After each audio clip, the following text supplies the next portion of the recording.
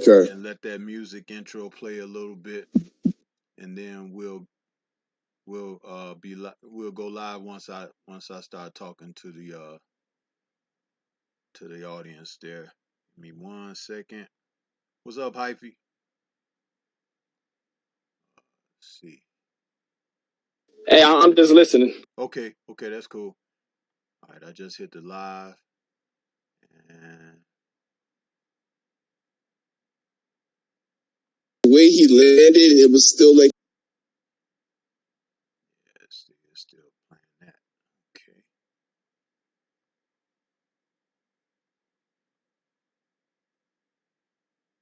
Music going.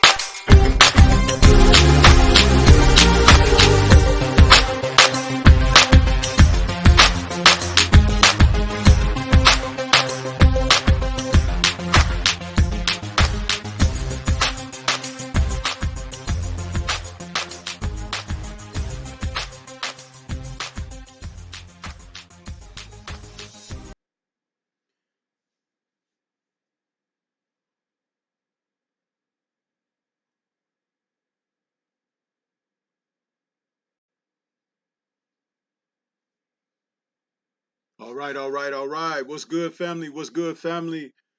Welcome to the Friday night chop session with Stormy B Man on the Stormy B Man channel for Friday, July 26, 2019. And we're here to talk at another end of the week boxing with the LDBC family. And shout out to the entire LDBC. And we're gonna kick it off this evening. I got first off rocking with me this evening. I got the odd fella out here, and we're looking to have a couple of more brothers jump on with us very soon. But as it stands right now, the odd fella and myself are going to bring you the kickoff of the show. What's going on, odd fella? How you doing, brother?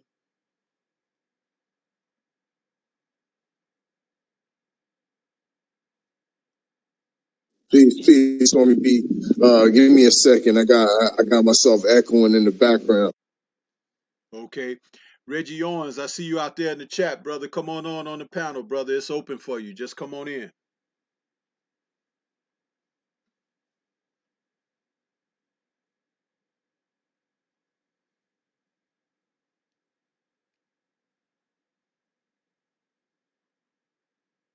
All right, I'm good, Stormy B. Yes. Salute to the whole. Salute to you, Stormy B. Once again, we here for another chat session. Plenty of things to chop it up about. You know what I mean? That happened over the week. Plenty of things to chop it up about. That's gonna happen on tonight. You know what I mean? A little. Yes, sir.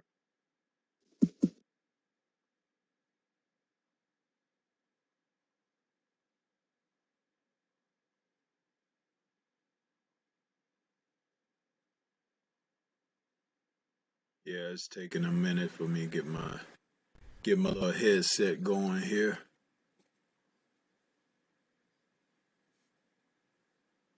What we got.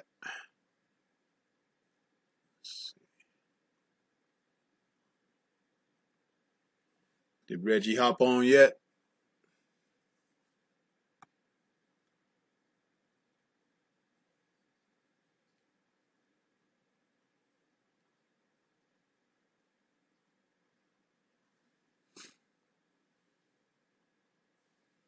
Yeah, I told Reggie to go ahead and hop on. I didn't see if he hopped on yet or not, but yeah, man, it's very unfortunate as we kick this week off, um, or the end of this week that it turns out that we had a couple of more. Well, we had another death in the sport, man, another ring death.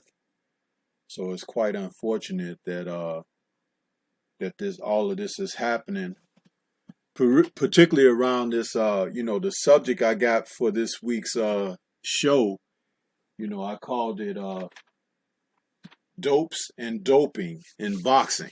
You know, and and it's exactly what it is. Dopes and doping in boxing. It seems to go hat in hand. With everything. Uh, And even before we start cooking, let's shout out the chat. Let's see who's out there with us. It looks like we have a few people rocking with us this evening. So I want to give acknowledgement to them. Let's see what we got here. We got starting out, we got GG, Ronald Finkley, Eric Jenkins, Gil Coles, King Louis is out there, Derek McGee,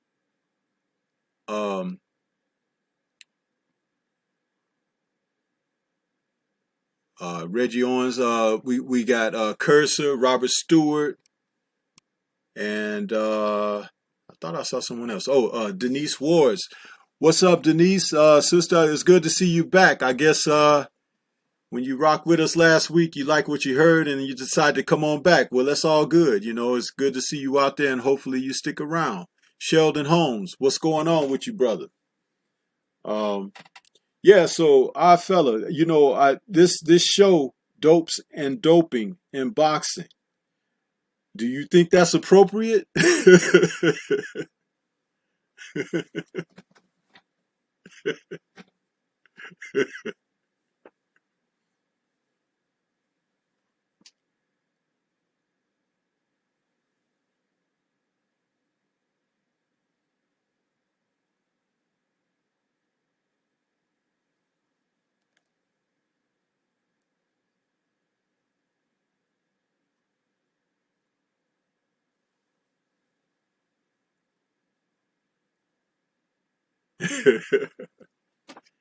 Yeah, so let's kick it off with the dopes in boxing. I think that's a little bit broader, you know, because the doping situation is a little bit more serious. Well, a lot more serious.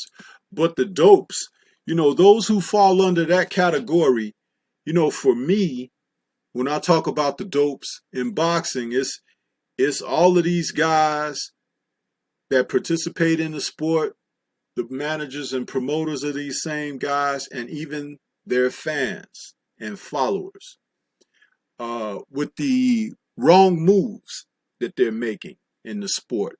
And when I say wrong moves, everything that goes against the grain of prosperity in the sport, putting on great matches, quality matchups, um, you know, even pay, as far as somebody being paid their value, how the networks get in the way with their ties to sanctioning bodies for airing title fights.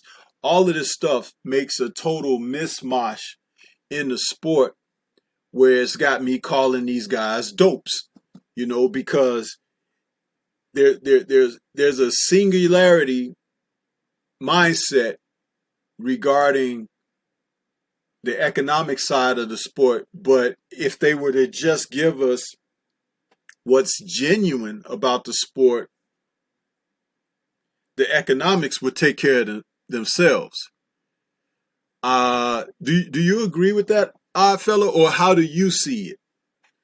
I mean, even down to who you call in the dopes in the sport. You don't necessarily have to agree with my position, and I'm not trying to press for that. But I'm just opening it up, opening up that conversation. What do you think?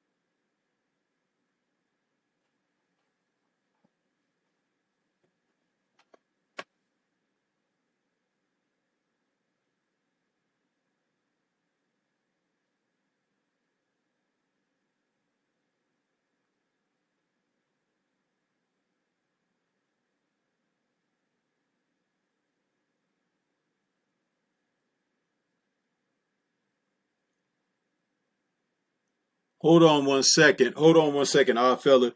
I'm getting people in the chat saying that they can't hear you. They can hear me though. Yeah. I hear you fine. I hear you fine in my playback, you know. And I got a playback in one ear, and I got got us live open on my end, but they're saying they cannot hear you.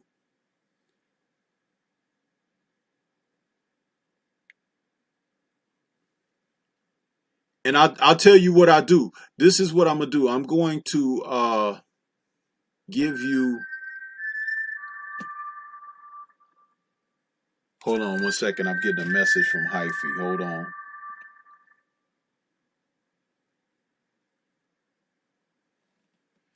He's saying that my voice has a crackling sound on his end, but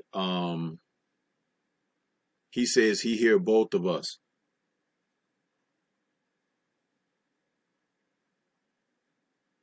I hear you clear, Hyphy. I hear you. Yeah.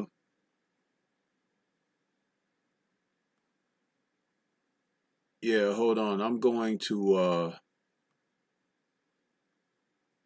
put. I'm gonna put a instant invite. I feel I want you to go out and come back in as I give you this instant invite, and see if when you come back in it'll be clear. So click on this link for the instant invite that I send you, just in case there was something funny. Yeah, yeah. I can hear you. If if you people in the chat can hear Reggie Owens, let me know. Reggie, say something. Just say a sentence or something, and you guys let me know if you can hear Reggie.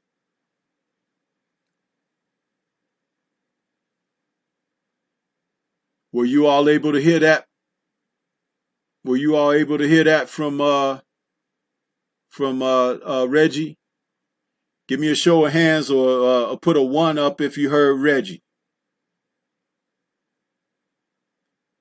Our fella's not talking right now. We're checking to see if you could hear if you could hear Reggie. Can you guys in the chat put something in there if you could hear Reggie, please?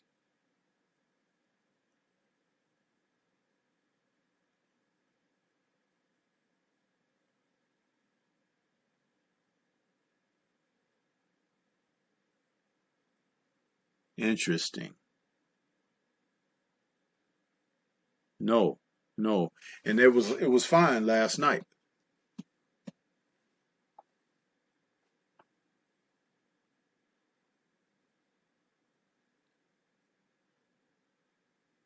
And our fella, come on back in if if you out there, come on back in.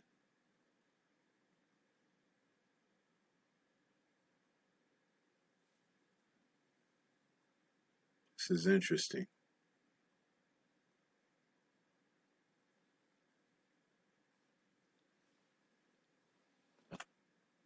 How about now, people?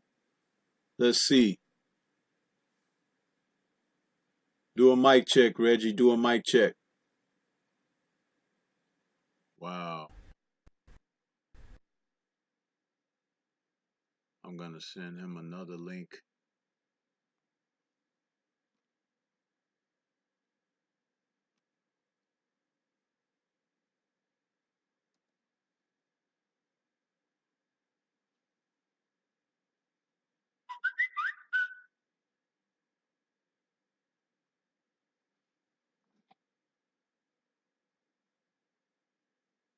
Let's see.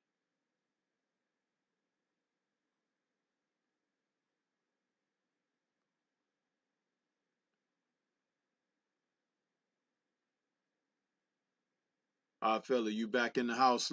Say something. Let's see if we can hear you now.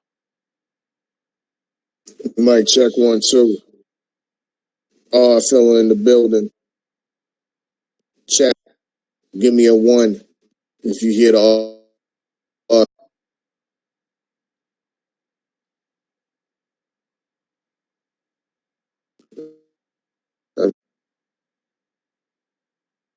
Wow.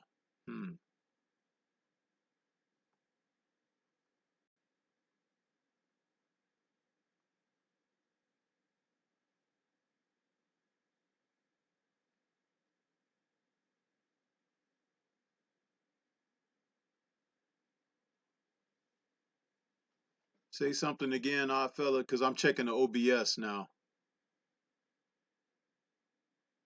Yeah, one of the ones is saying that the Discord has to run through the OBS.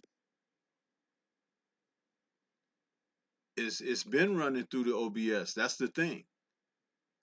Fella clear right now. Okay.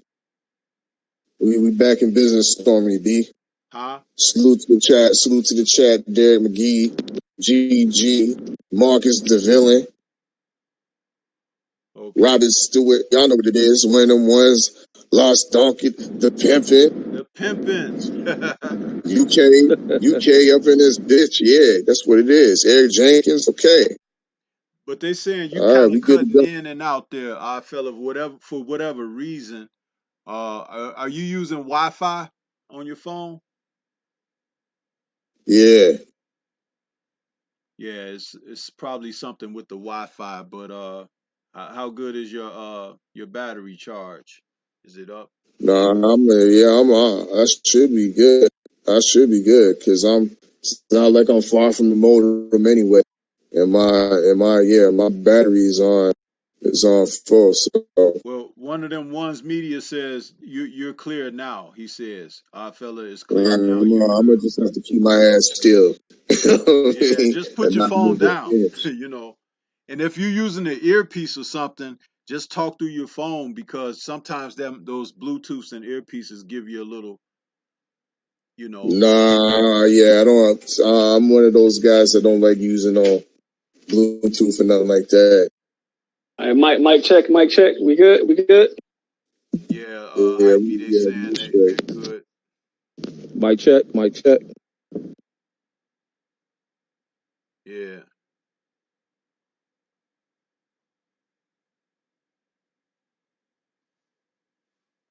Okay, we good. We good. We're rolling now. So let's get back into that. I want to welcome Reggie Owens to the panel, and we also Kane, one of them ones. I gave you a link also, brother, so you can come on in here as well and join us, please. So if you want, only if you want. So, but I did send you a link, Kane. So go ahead and cook on what you were saying there, fella. I'm sorry that we had to interrupt that with everything, about the sound, but it appears that we're good to go now. So let's just go ahead forward with what we were saying about your angle on the dopes in boxing and how do you see them?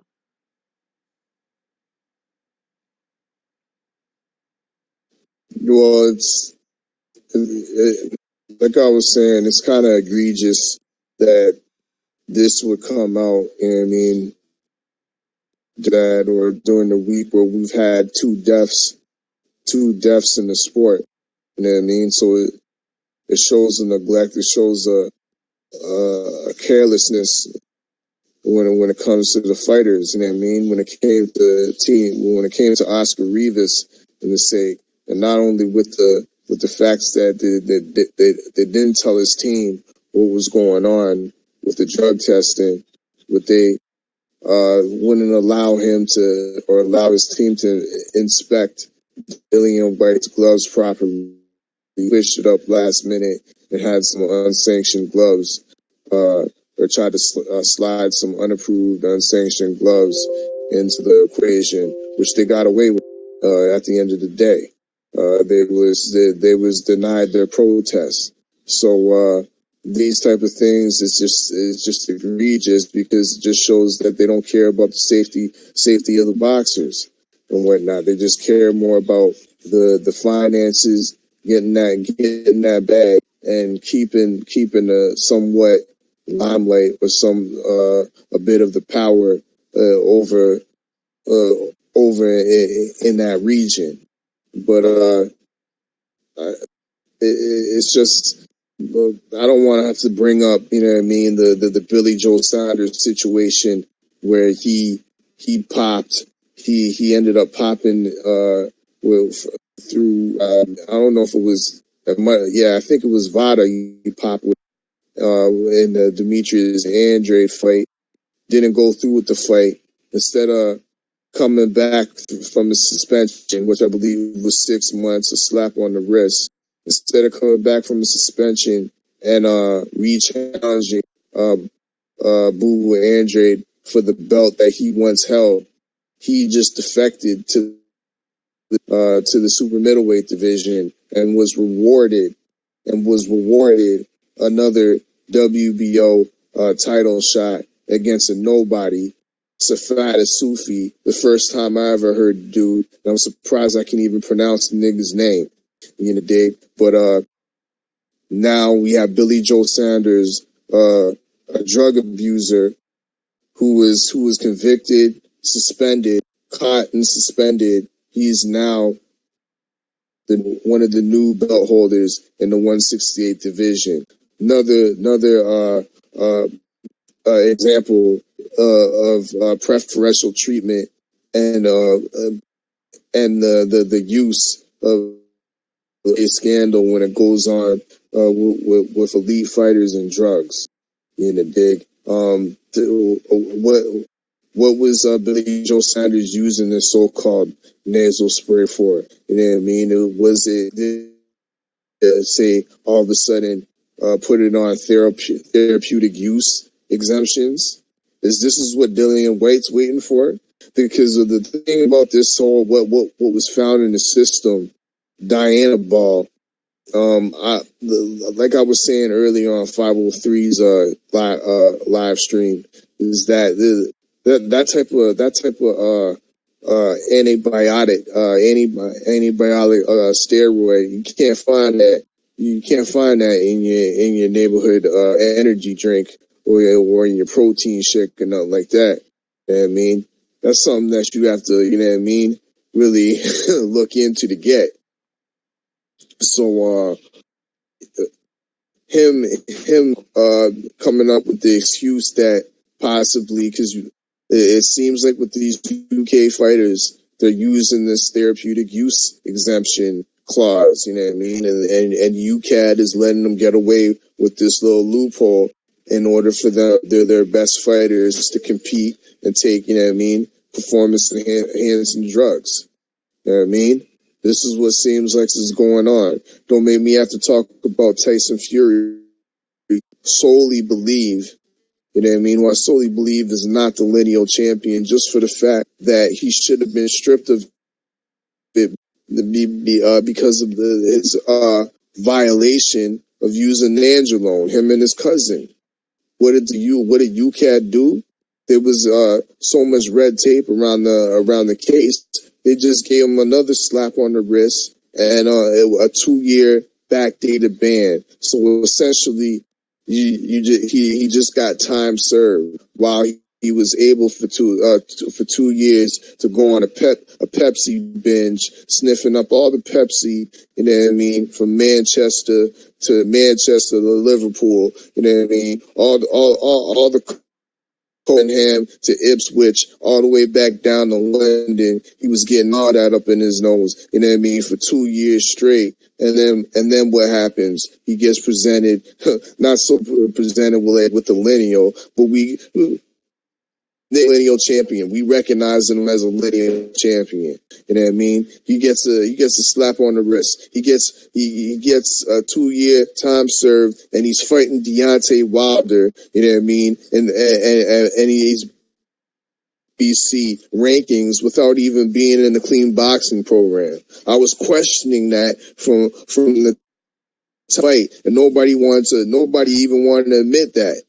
Nobody even wanted to talk about it because it was a good fight. Oh, nah, I feel it. Nah, everything's good. Just don't worry about that. Nah, man, something was fishy from the get-go. The niggas just wanted to see a good fight because this bitch-ass nigga AJ wouldn't step up to the plate. But all in all, man, these UK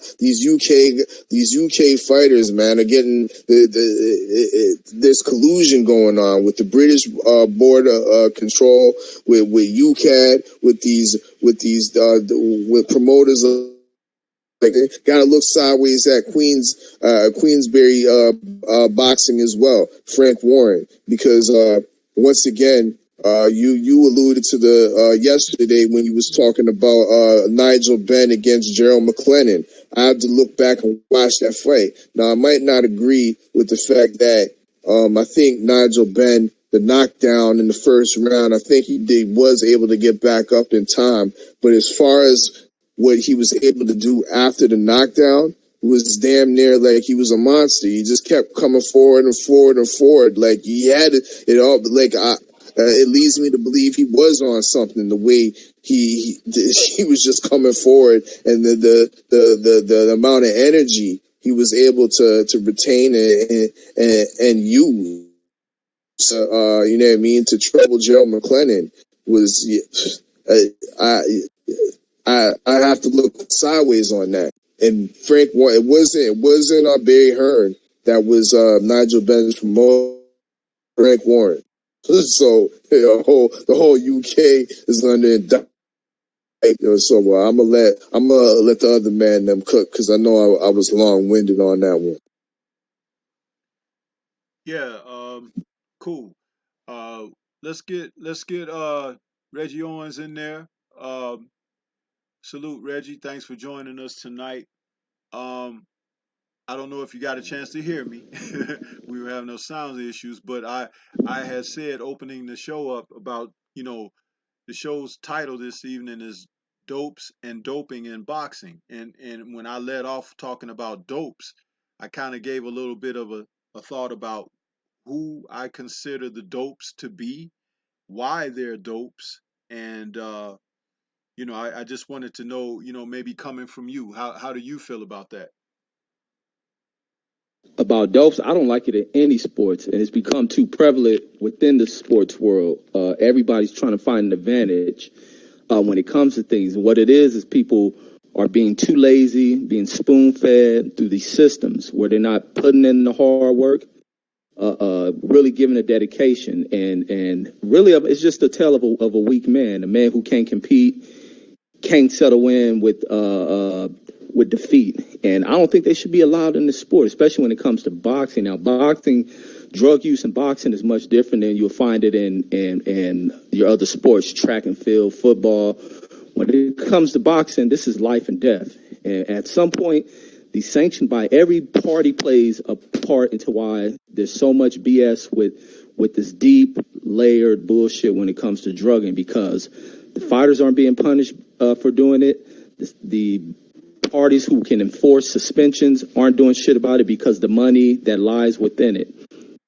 There is too many things that are going on because these things are unregulated, and that's why more of these states and international boards have to go about putting down the pressure of regulating these sports and acting punishment on fools and serious punishments, not these slap on the wrist type deals. It's nothing to deter these fools from doing that. Now, when it comes to the Dillian White shit, this situation is really an over-the-top type matter, because here you have a dude pulling off all this suspect shit in one night. These are a bunch of criminal acts, kind of being pulled off and conducted by one person. Or can we put two people? Because Eddie Hearn is in collusion of this shit too, with the glove situation. Now I'm hearing news about they wouldn't allow Oscar Rivas' team to inspect it. And then what happened following the fight? Could there be any confiscation of the gloves? Had the gloves inspected at the end of the fight? Or were these gloves hidden off, taken away to where Rivas and the team was never given access to do a post-fight inspection of this stuff? This is all the criminal, twisted shit that lie within this Matchroom event. And some heavy punishment needs to come down from what happened in this event. These some real scumbag, scammy type dudes, and this is just the effect that money has over everything. And we all know Eddie Hearn's been dealing with some real financial shit when it comes to this boxing game. He can't put on events that are worth the damn. He's hemorrhaging this company for funds, man. Matchroom, the Zone, and them are melting at the pockets when it comes to trying to turn a profit. So for this dude this is where the pressure came from, why he didn't cancel that fight, is because he's not showing up to the table when it comes to him putting up or shutting up. He should be shutting up because he ain't doing a damn thing. And that's the only reason why he put Oscar Rivas live at risk by not canceling that event. And it's just due to all the money that he's wasting away from these damn companies. For him to cancel that event is more about him and the way that he looks versus him giving any damn about a fighter. He don't give a damn about none of these fighters. All he cares about is himself, narcissistic ass dude, and possibly his father. But the sport of boxing has been disrespected by these fools. Disrespected, and these fools gotta be gone from the game, man. These fools ain't worthy of being within the sport. He need to stick to what the UK folks are all about. That snooker shit, darts, and cricket. When it comes to this boxing thing, these fools have to stay away from it. And I heard someone earlier even speak on there. I think it might have been Fool. I was hearing that is the question of to why don't these UK fighters try to find their way over into this American market? And it's because of all this shit that is being allowed over there. Once you become a name of prominence, you get away with so much shit over there. They can, sweep a lot of things up under the table. Where you come to America, there's a lot of other shit that regulates you and punish you. That's where I think comes down with it. But I can't wait to hear what news come up out of this. But it's going to always be a dark cloud over Dillian White. And hopefully the WBC does the proper thing and get rid of this dude from wherever ranking or wherever listing they put him on within their sanctioning body. They got to get rid of this clown because he's not a good representative of of any of these sanctioning bodies. He's not a good representative, and he has to pay for what he did. But that's all I got. I'll pass it on.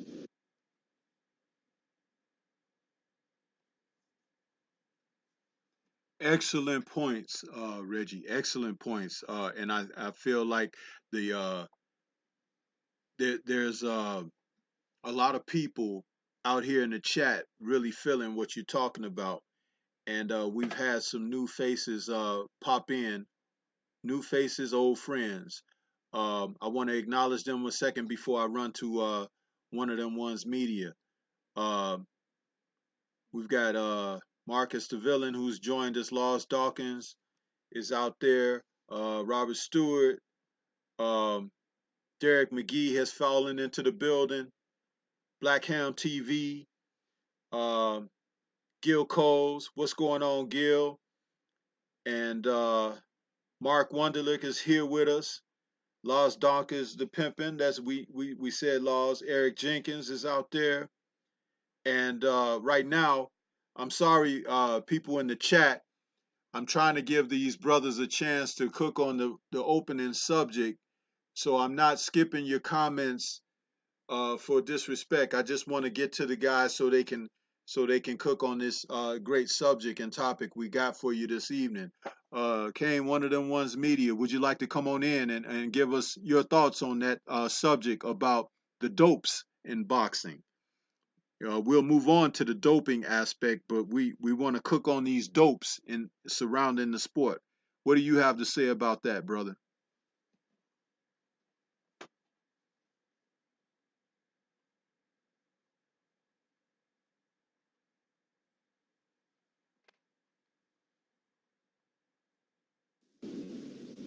Yo, 1 2 1 2. Yeah, go ahead, brother. Okay. Okay. All right. Yeah, man. First, thanks for sending the links for me, B-Man. I want to pick up everyone in the chat. The usual players I see come through. Too many to mention. Mr. Finkley, Mr. Bailey, Loz D, the Pimpin.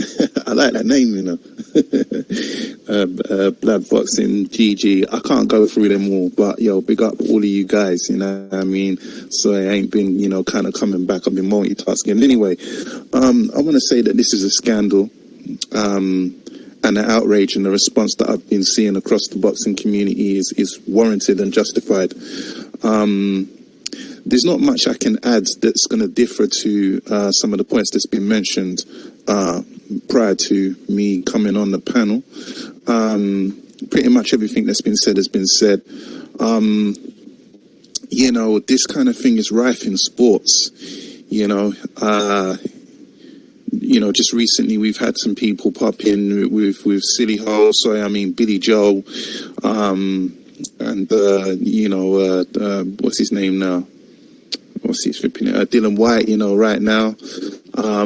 I'm particularly pissed off about this because I had some bread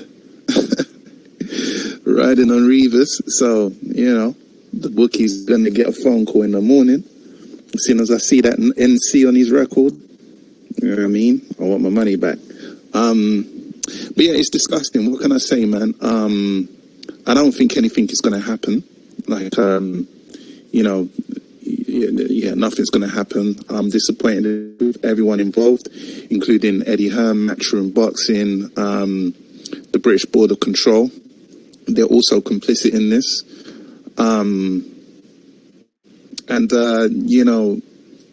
The punishment needs to go across the board, because everybody colluded in this scandal. But nothing's going to happen. I'm going to tell you that now. Nothing's going to happen. The YouTube boxing community is going to be outraged I give it another week before something else, takes over the boxing consciousness. They're talking about White getting 4 to 8 years. I think 8 years is justifiable, me personally. But who's going to punish the authority? No one. These guys, there's a lot of money involved here. There's a lot of big lawyers involved here. Do you know what I mean? Nobody ever gets punished. justifiably. I mean, you got Big Baby Miller. He's probably even off his ban right now. Big Baby. He got 6 months. Silly Ho, how long did he get? And he's already got a strap back. You know what I mean? So I don't see Dylan White being, I don't even think he's going to get the 4 years. I think he'll probably get 8 months or something ridiculous like that. Everybody's going to forget about it, and then we're going to move on. And then this same shit is going to roll over until the next case, right? I mean, this isn't the first time he's been caught with, banned substances. We've also got Povetkin out there as well. He's been caught twice, right? And another thing I want to clear up, I don't know what it is with you Americans, boy, and this darts situation. I don't know where the fuck you lot are getting this from, because I don't know anyone that plays darts. I want to clear that up straight up. This whole darts thing, where are you lot getting this from? Because darts is, I mean, if you think boxing is a niche sport, or you should know boxing is a niche sport in the UK, darts is like, nobody does that shit. I mean, that's like a real old kind of white working class thing. I don't even know what the national championship thing is, but if you guys are thinking that darts is some major sport in the UK, you're severely misled in that department. I tell you that from now. The UK's invented a lot of sports, from bobsleigh, basketball, volleyball, snooker, darts being one of them, bowls, and all that shit. Y'all didn't invent basketball. Stop. Okay, all right. Well, do your Googles and then come back to me. All right, football. Yeah, I said it. Football. Anyway, let me not go off the subject. Let me stick to the subject. Created basketball, and he wasn't no British man. He was Canadian. All right, let's keep rolling. Let me not go too far for the subject. I mean, everything that's been said has been said on this, man. I mean, I think this is all going to blow over and everyone's going to kind of forget. But yeah, it's sick, man. It's sick, and it is what it is. But this isn't going to be the last time someone gets caught with these types of banned sub. I mean, it's stupid, of course. You shouldn't have done it. But it is what it is, man.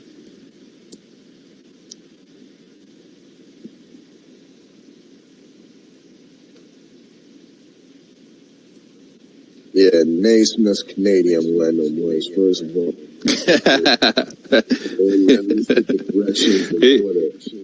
And here we go. You know what I mean? As far as the darts, that's because of the whole matchroom play.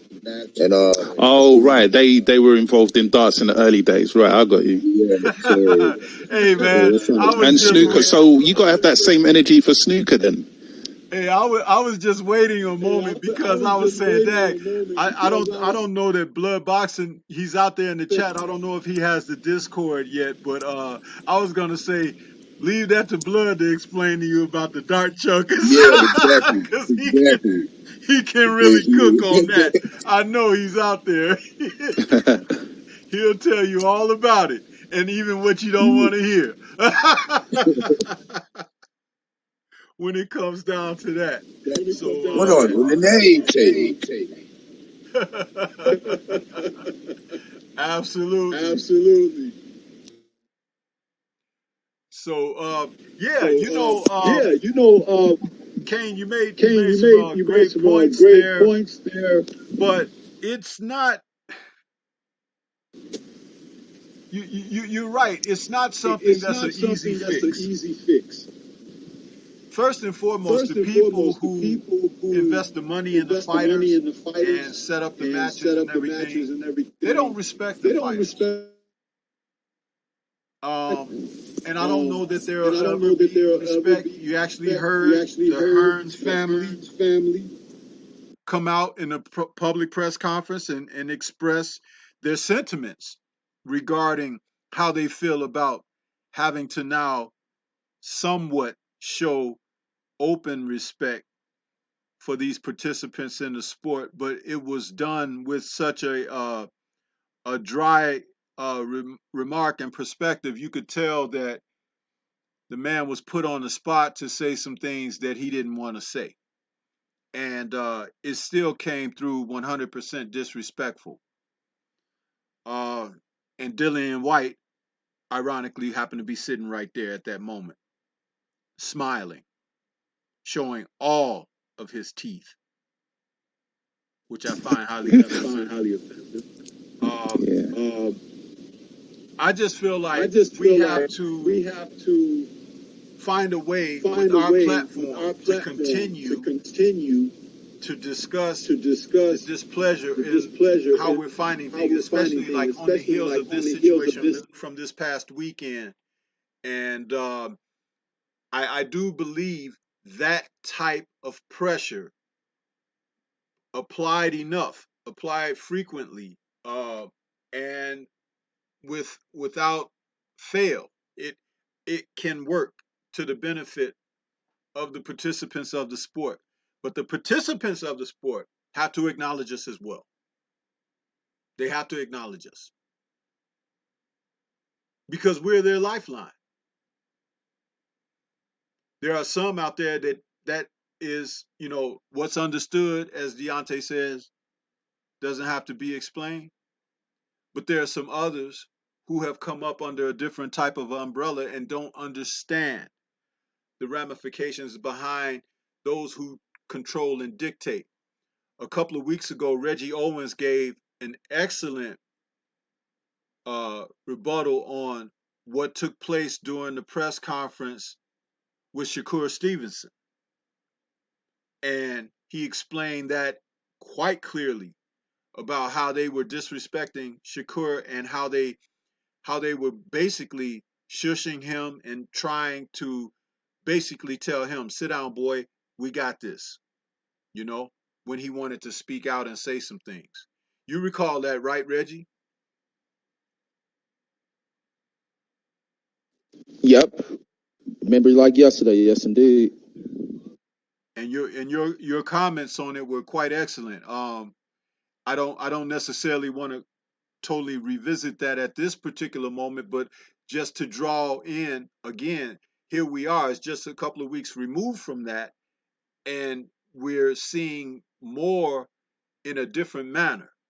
This thing that was allowed to take place with uh, Dillian White going ahead, being put in this match against the fighter from America, Oscar Rivas, and whose life unknowingly was on the line, even more so than as being a competitive participant in the sport of boxing.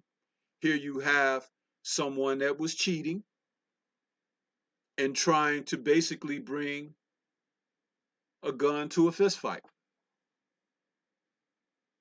This is not something that should be taken lightly, nor should the people uh, casually brush over that. I can't stress it enough. But one positive thing that I found from today was even after last night's show, when I ended saying like I would really love to see that energy taken from what was discussed last night to each and every platform, and I did see some type of carryover from that today on various streams. So I'm very happy with that, but I don't think people should let up. Does anyone that's on the panel have anything else to say about that?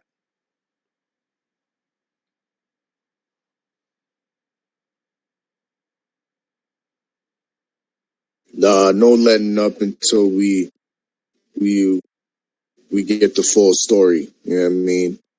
And even after we get the full story, we got to continue to, you know what I mean, continue to put that nail in the coffin for mushroom boxing. You know, because they're getting away with too much shit. I already suspected they had their own stable of not only fighters but a stable of referees too. You know, how they affect the fight, get up in the way of the fight when Rivas was trying to close the show. Yeah, I mean, this guy always up in the, you know what I mean, up in his way and whatnot. Same thing happened with the AJ Parker fight. Parker couldn't get no work done on the inside, man. You know what I mean? Because we had a matchroom referee all up in the midst. Man, just the microscope is on, man. And yeah, I hope the I don't like none of these sanctioned bodies, to be real. You know what I mean? I'm more a proponent of that whole lineal system. But I hope the WBC takes Dillian, takes his and takes him out of ranking a good long while, 2 years or so in the dig, because after after all that shit talk and threatening legal action on the how was he gonna actually, how was their team gonna threat legal action on the WBC knowingly that the boy got Diana ball, D ball in his system. This guy has the audacity, man. Like, go get a haircut, Dillian. I mean, go get.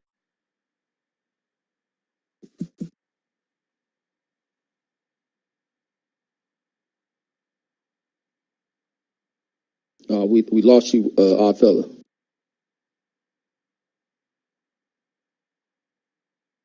Nah, go ahead. I'm done. Oh, okay. Yeah, I was gonna say, man, nothing would exonerate these fools from this shit. They pulling on too many twists. I never seen where an innocent man will have to go through the legal. This fool done lawyered up so goddamn quick. Now he act like he can't make a statement. And he knew something was up. If anybody goes back and watch the post-fight interview, you can see how out of it Dylan White was. Wasn't excited about the victory, wasn't excited about the shit they done fought for to become a mandatory.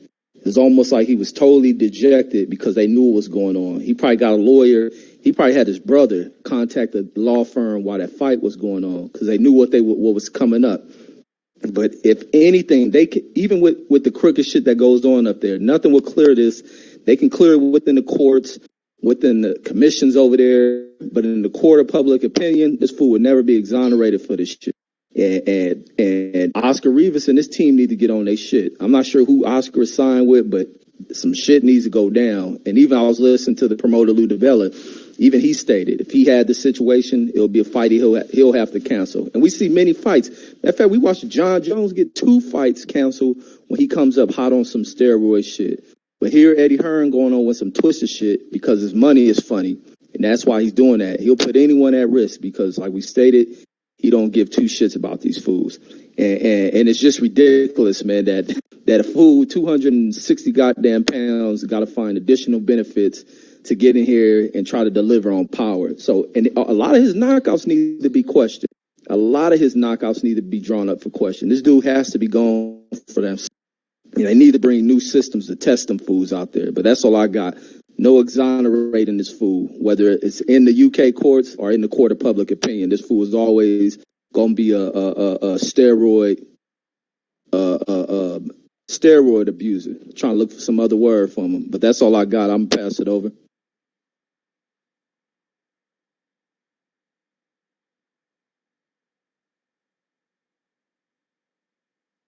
Okay. One of them ones. I'd like to come to you with a question. What is the atmosphere over there in your country right now surrounding this bit of news that have come out of this event for the weekend, and how is it being handled and presented to the public? You know, because here where we commune in the LDBC and our channels and how we get our information and how we discuss, it's from this perspective. But you're actually right over there where these people are, and I would like to know, could you give us an idea, a little bit of a window and insight into how it's being presented, and if there's any, so uh, uh, significance or importance behind it, or are they washing it away or covering it up? What's the story?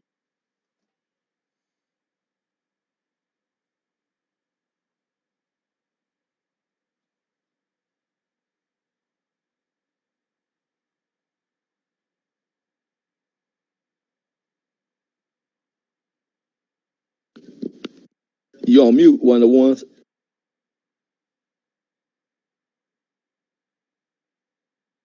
One, check, check, check. Can you hear me? Yeah, we hear you now. You Yeah, were okay, muted up, so go ahead. okay, Whatever you were saying, just start over. okay, my bad, my bad.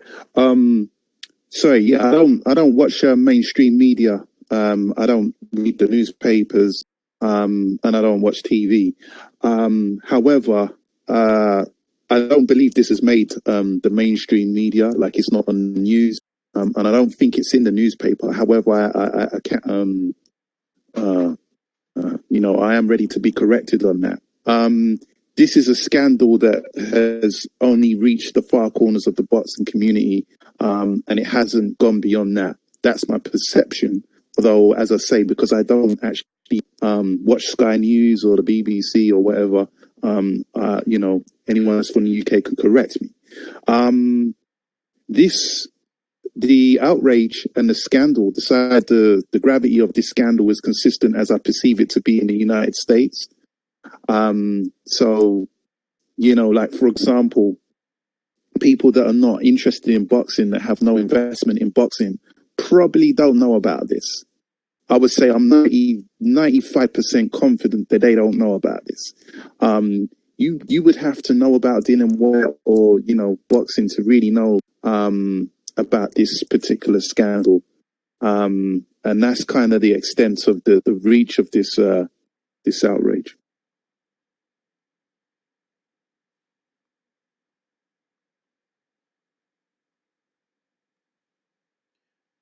Yeah, I see. It's really interesting because that even speaks to a greater notion about what we're doing. Because I guess we're providing more coverage than anyone. They're not talking about it on ESPN. They're not talking about it on Sports Tonight, your local cities and surrounding metropolitan areas where they talk sports. And it speaks to the significance of why we exist, the LDBC, and what we're doing and what we're trying to convey as far as connecting what's happening in the sport through us to the common person who follows the sport and enjoys and supports the sport, and who also invests in the sport by purchasing tickets to the events and the television apps and pay-per-view events.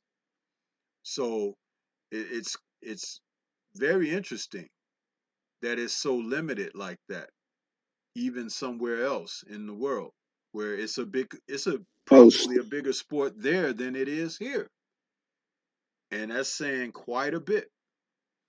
I want to take a moment out to acknowledge a PayPal donation from Laws Dawkins, Laws the Pimpin'. He says, just a little something, bro, and I appreciate it, Laws. Man, you've been riding with me since I first started, and I appreciate what you're doing out there on your channel, and thanks for having me on earlier on your show. So we have quite a few people who have decided to come into the chat and participate. We've got a little bit of on out there. I just want to run off a few names. We download that Discord app. But if you do download the Discord app and you go to the LDBC server on there, then we can just boop, pop you a link through that. I don't know if that's something you want to do at this time, but for future reference, that's going to be an option for us because we do know that Hangouts is going away very soon. So this is just another way that we can keep the LDBC closer and easier networking, actually, and without the hassles of YouTube, which is limited to say the least. Um, so, Reggie. Oh, Stormy. Yes, sir. I just, I just wait. I just wanted to make a correction to what I was saying. I forgot that you guys might not know. I referred to saying that Sky hasn't reported on this. And Sky Sports and Sky News, Sky Movies and etc. They're the same company but different entities. So when I was referring to Sky, I don't think Sky has picked up on this. I'm not talking about Sky Sports. I'm actually talking about Sky News, which is probably same similar sort of outreach as something like CNN or Fox News to you guys. So it is separate, that entity, to Sky Sports or whatnot. But yeah, as I say, that this whole news hasn't penetrated the mainstream media. I just wanted to put that distinction out there, just in case people were thinking I was referring to Sky Sports and those commentators.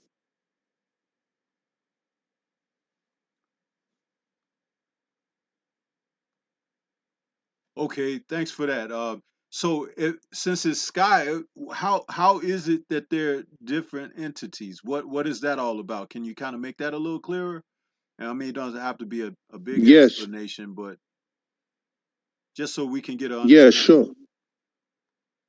sure. Yeah, sure. So Sky, so Sky, it's the same company, but it's almost like Sky's almost like a conglomerate.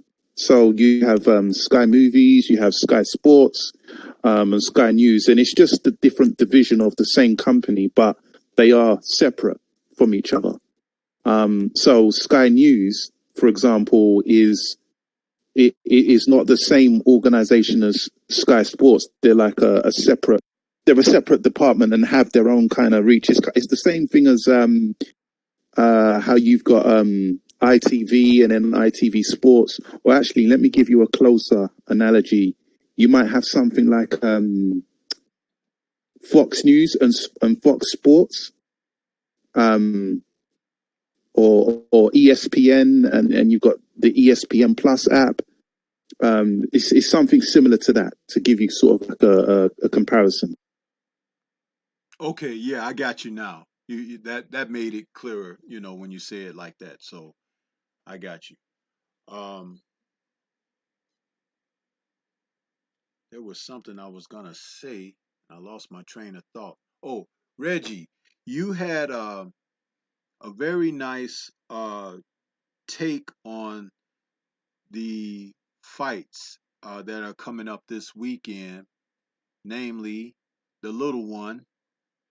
I don't talk about the guy that much, but he is fighting. So, would you like to enlighten our listeners with what's happening with that this weekend, the event, the participants, and kind of give us a, a, a shorter version of your breakdown of how you see that going? And I assume you're talking about Tank Davis, is that right? Yeah, when I said the little one. Yeah, with this one, man, I think this is going to be a showcase event, man. They bringing Tank out to his hometown. Right as he starts to come up to the crest of becoming a star, but I can't even say he's becoming a star because the other up and coming prospects have started to kind of be neck and neck with him. So I can't even say he's a star, but now he has gotten his opportunity to be showcased on Showtime, being the headliner on the card, and going in. But the other kind of thing where people draw criticism, including myself, is the level of competition he's fighting. So here he's fighting a dude fighting against a guy who no one in America has ever heard of. And this is the first time this dude's ever fought in America. It's the second time he ever fought outside of Panama, being this dude and has over about 23 fights. So he's kind of a regional fighter who's fighting kind of ballroom type of our clubhouse type opposition. So he's coming over here to step in against a dangerous opponent, or champion, I should say, in Tank Davis. Tank about to steamroll this dude. This dude has too many flaws that I found in watching this guy. This guy, he's not disciplined enough. He keeps his hands down too low. A lot of those, lower tier opponents that he's been facing over there, they find easy ways of tagging this guy to the face. He stands straight up. He has no head movement. And the legs, to me, in fighting, the legs is everything. You got to have good footwork. You got to have the ability to squat down, sit on punches, twist with punches. This guy does none of that. So he doesn't have any power that I think is going to translate to hurting the Tank. But then again, I don't ever want to count a fighter out. So we'll have to see how well Tank can take his punches. But he has no head movement. We got to see how well he can take Tank punches. And also, the guy doesn't counterpunch at all. I don't see any counterpunching from this guy. He's a guy who holds out that lead hand, trying to, use it as a guide for when he's throwing out his right. So when he's trying to throw out a straight right, he's using that thing to direct his punch, almost like I say how a sniper has a person to track his bullets. Is really what he's doing with that lead hand. He also makes a defensive mistake where, like how Keith Thurman was doing the mistake everybody talked about he didn't correct when Pacquiao dropped him. He had the where he backs straight up with his hands down. This guy does something worse. He backs up. He holds that lead hand out like it's a lance or whatever they do in medieval times. Hold out the lance, thinking it's going to be a tool to keep an opponent back.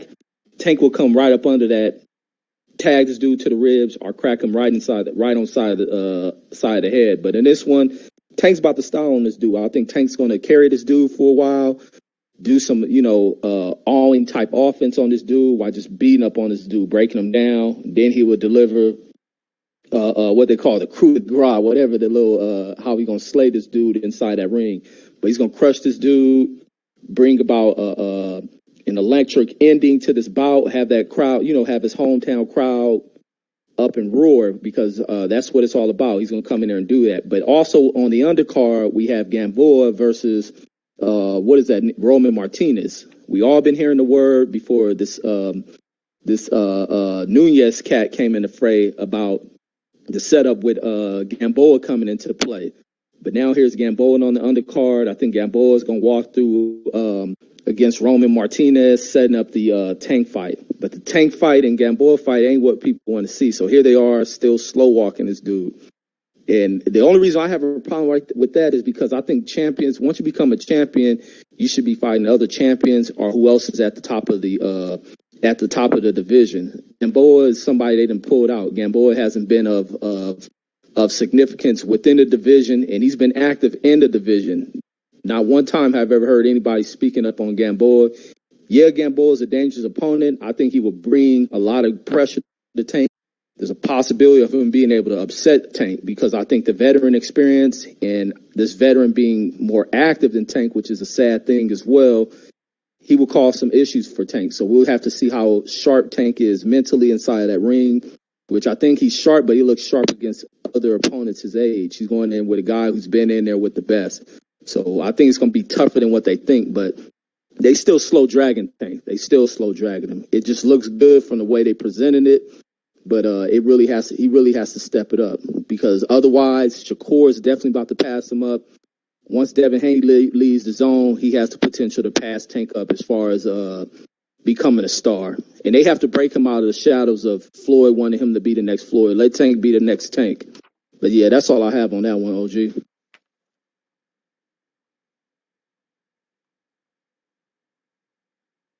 Yeah, I think you put that pretty well, Reggie Owens.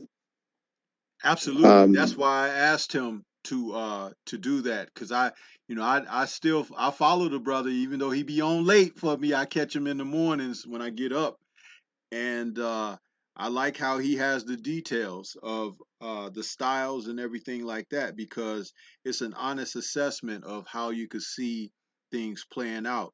Some of y'all should have been paying attention for that Keith Thurman Manny Pacquiao fight too. You might have had some good tips on hand for that. I'll take a moment to go to the chat. We had a few more people fall in. Nitty G, DOG 215, Eric Jenkins, Dark Truth, Hustler Slim, uh, Ack Reacher, J.A. Dixon, um, Richard Chapital 33. What's good with you? That's a new subscriber there that's started coming to the Stormybman channel. Who else we got? Thought I saw. Sister Beverly Rose Boxing is in here. She's rocking with us this evening. I think I said Derek Bailey already. The Underrated Darkness has joined us. What's going on, Underrated Darkness?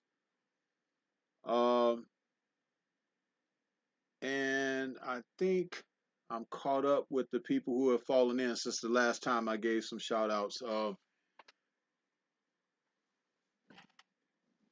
As we were caught up with the sound issues earlier, got away from a couple of notes that I had set aside for what I wanted to touch on about the dopes in boxing. So if we could take a moment to revisit that for a moment.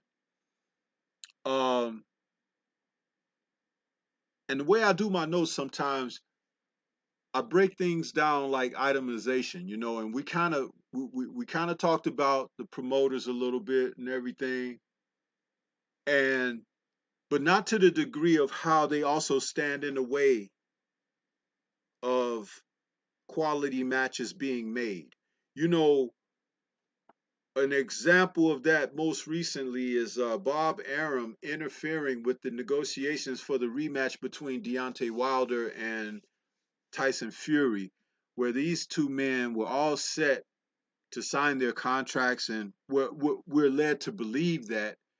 And Deontay has disclosed that he was ready for that, but Tyson Fury stalled him out and then just dropped that and went over the top rank with Bob Arum, who often likes to openly, publicly state how he wants to work with people and he wants to see good fights take place or whatever, but he's a liar. This guy, he stands in the way of things, and the whole thing about him pulling Fury out of the negotiations with Deontay Wilder, I don't know how that benefits Bob Arum, because he's putting on these shows where Fury is not even fighting quality opposition.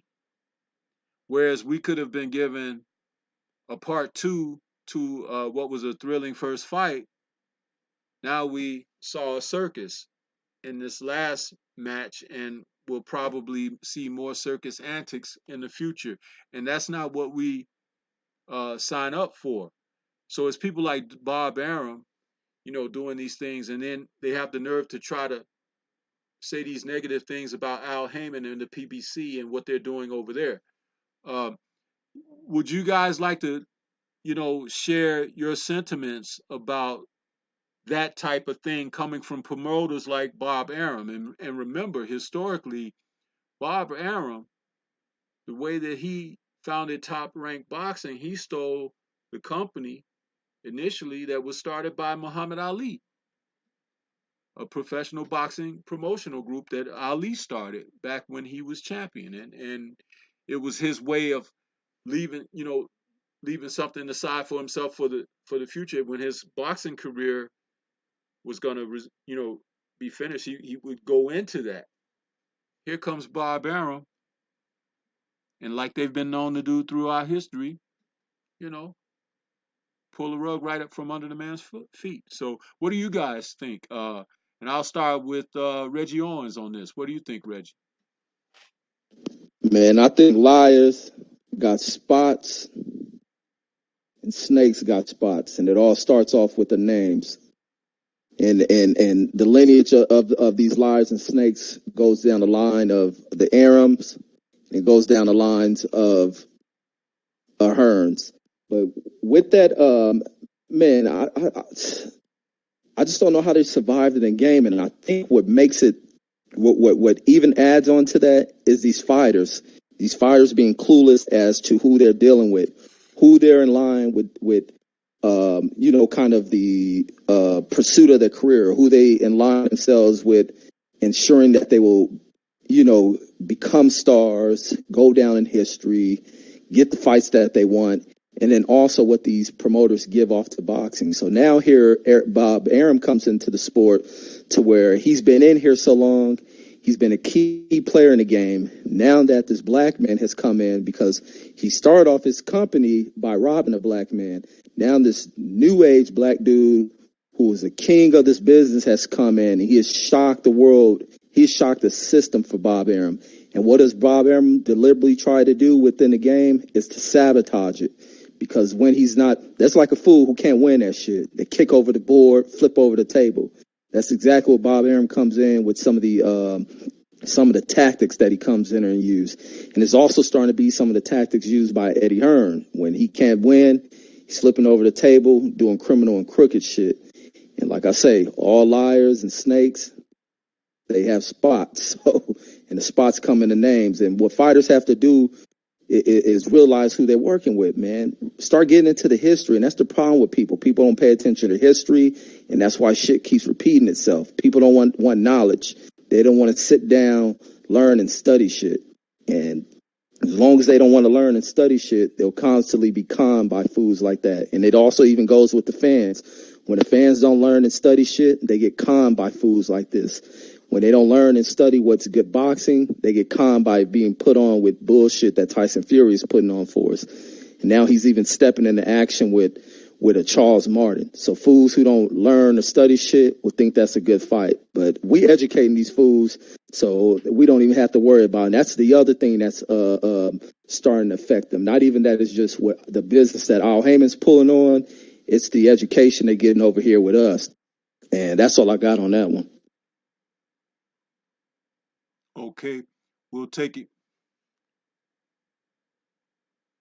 Okay, we'll take it from the other side of the pond there. Uh, one of them wants media. What's your take on these promoters who do this thing about interfering with the quality matches? Because not only has Aram most recently done this hoax of a job with Fury meddling in the Deontay Wilder negotiations, but even when Floyd Mayweather Jr. was still fighting, he did it with Pacquiao stalling out that fight, and then also Pac versus Crawford, Loma versus Garcia, Mikey Garcia, and Crawford and Spence currently. So how do you see that with these promoters who we can call dopes in boxing?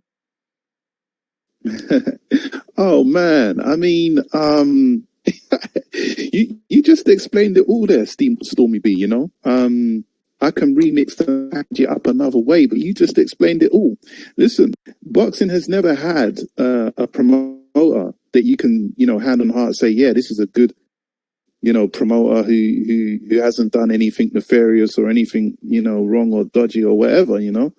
Um, Promoters are like double-edged swords. They do some good things, but they also do some bad things, like stalling out fights and so forth. I mean, one of the greatest promoters of all time is Don King, right? He put on some great fight, but he also did some fuckeries behind the scenes. You know what I mean? So this is the nature of all of these promoters. I don't know if I don't know if this is a UK thing, but some of these promoters like Eddie Hearn and Frank Warren and so forth actually have a fan base in and unto themselves. You know what I mean? I don't know what that's about, where it comes from. I just know it exists.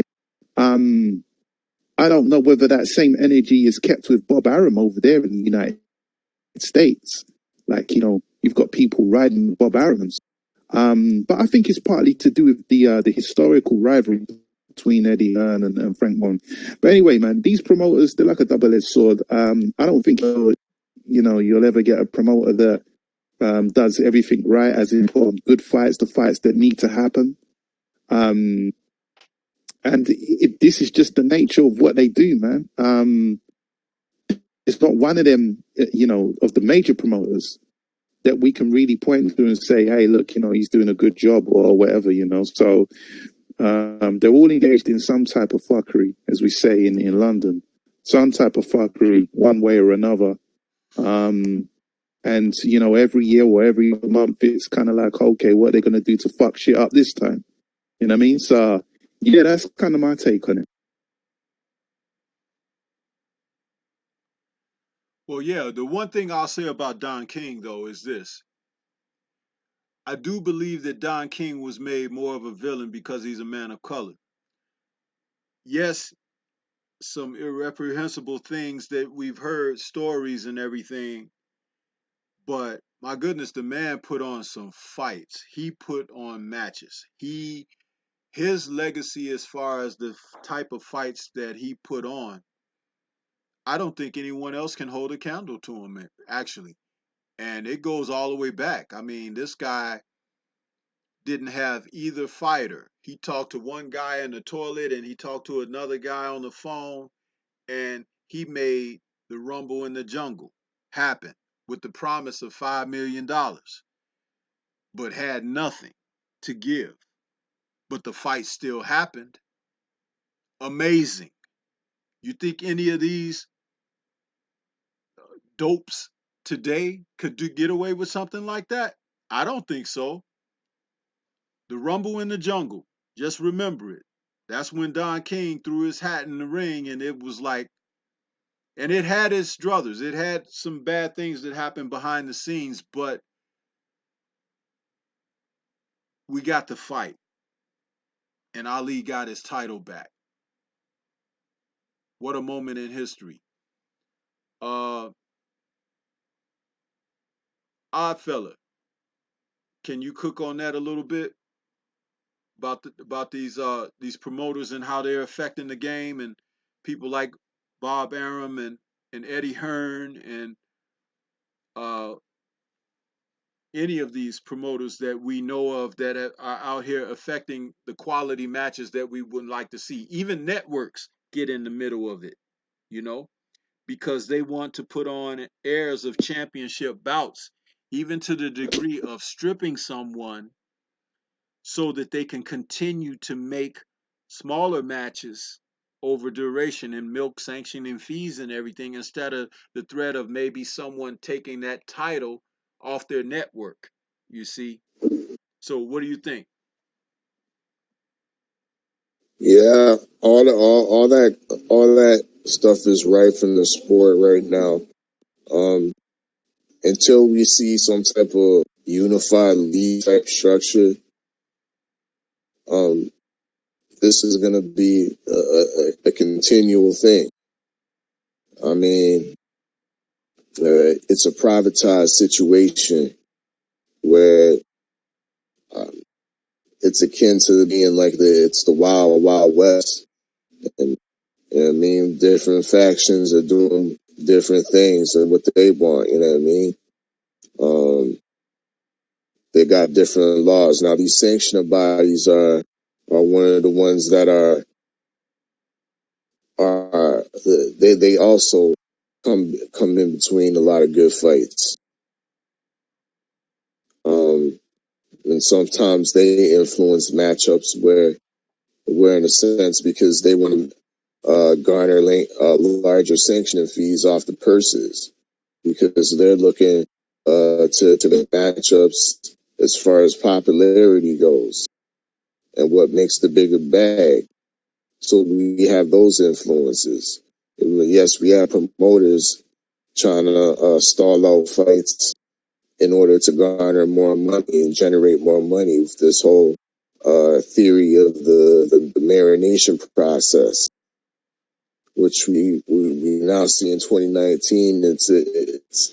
It's definitely a failing formula with all the upsets that have been happening in the dig, and so most definitely all across the board, we can't just single out. I'm not going to say we. I can't just single out promoters like Mushroom Boxing and Bob Arum and whatnot, because to be real, to keep it 100, to keep it a toonie, as we say in Canada, PBC has been guilty of it as well. You know what I mean? It's taken too long for us to see the unification in the welterweight division. Way too long. You know what I mean? For these guys to be mixing it up. They're all under one umbrella, but it's now 2019, and we ain't gonna see Spence and what's this imported October or whatnot, or September. These things should have been settled over a year ago, and we should be talking about Errol Spence versus Bud. But like I said, it's all across the board. It's not just at these certain blue-eye promoters and whatnot. At the end of the day, it's a business, and everybody's in it for a bag. In the dig, and these promoters, yes, in regard to they do some like one of them ones said, they do some good things, but they also do some bad things. But at the same time, these fighters, ain't nobody put a gun to these fighters' head to go sign with some of these promoters. In the day, these promoters did not force these boxers to come over to their side. So there has to be some blame cast onto these fighters as well for putting themselves into poor situations that won't allow them to grow. I mean, I don't like the way that Shakur Stevenson is kind of being handled with being top ranked, but at the end of the day, he had options. I mean, he had options to go other places, but I think he was advised and ended up going with top rank. But all across the board, we can look at the PBC side. We complain about Lil Tank. You know what I mean? Lil Tank ain't fought nobody since Pedraza, maybe. You know what I mean? That's the last exciting fight that is fought with an opponent that had a chance to even challenge Lil Tank. Well, what's Mayweather Promotions doing about that? Well, how are they promoting? Yeah, they gave him a little something on Showtime now. He doing a little hometown card, but against who? Let's be real. We don't want people talking about this fight. It's going to do poor numbers on Showtime. I'm not trying to be a naysayer. I'm just being a realist. I'm trying to keep it a buck. I'm trying to keep it a toonie up in this bit. We all know Showtime don't do, you know what I mean? It's great. It's great, a secondary thing for the PBC, but you want to be on Fox for those real viewers. When the last time we'll see if Mayweather shows up to this event, because I know I didn't see him at the weigh-in in the day. But when's the last time you really hear Mayweather really promoting his fighters, really promoting his so-called superstar and Gervonta Tank Davis? I see more about his watches, more about how we got 18 million in a large Chanel purse, circular Chanel purse, looking extra feminine. You know, dig? So I mean, promoters, yeah, they could be good, but they also definitely can be bad. But not just her. We talking all on all sides, on all levels, as well as Mayweather Promotions. You could throw DeBella Entertainment up in that bitch, and of course, I can't forget, you know what I mean, to throw Kathy Duva under the bus too. She can get it as well. That's my take on it. Ooh, hey, Stormy, let me add Dirty Mac fighters who work in concert with some of these promoters to interfere with the game. And what I mean, like I'm seeing that really with a lot of heavyweights who work in association with cats. We got cats like Dylan White. He added into this list again. He a Dirty Mac fighter who steps in the way. Here we got the heavyweight division right at the pinnacle of getting one face. But who steps in? These Dirty Mac ass fighters who want to jump in, interfere with us getting a single face for a division. Then he should be able to move in and fight for all the belts. But no, he want to interfere. We got Povetkin stepping in, doing the Dirty Mac and shit, wanting to take belts away from Ruiz Ruiz. We got Usyk they trying to throw in there. This is another problem. Where we get the interference. We got interference on all levels. Promoters. Some of these ain't accomplished shit as fighters who work in concert with these ain't shit promoters who want to interfere with the game. And then you got networks trying to jump in the fray because they see this big money grab going on within the sport. But I just wanted to throw that in there.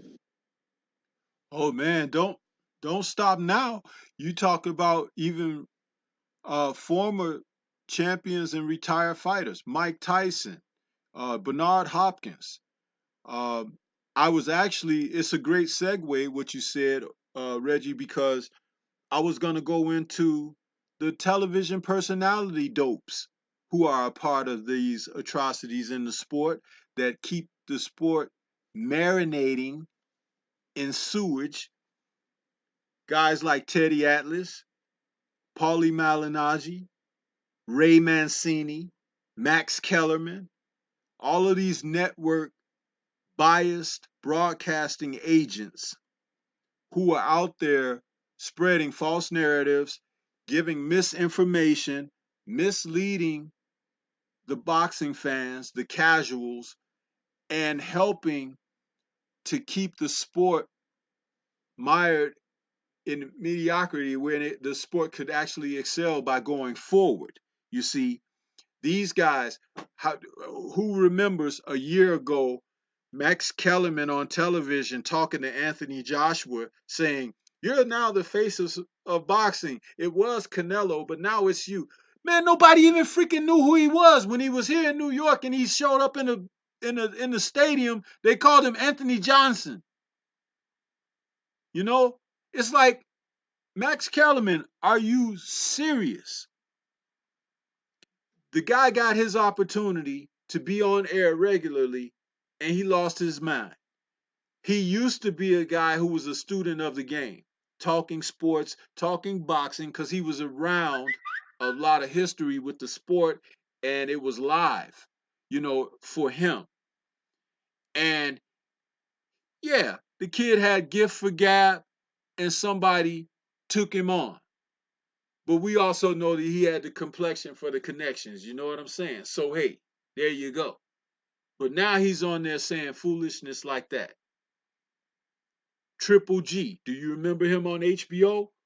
Screaming about how great he was and how he was going to be a middleweight great up there with the likes of Hagler and all of it. What?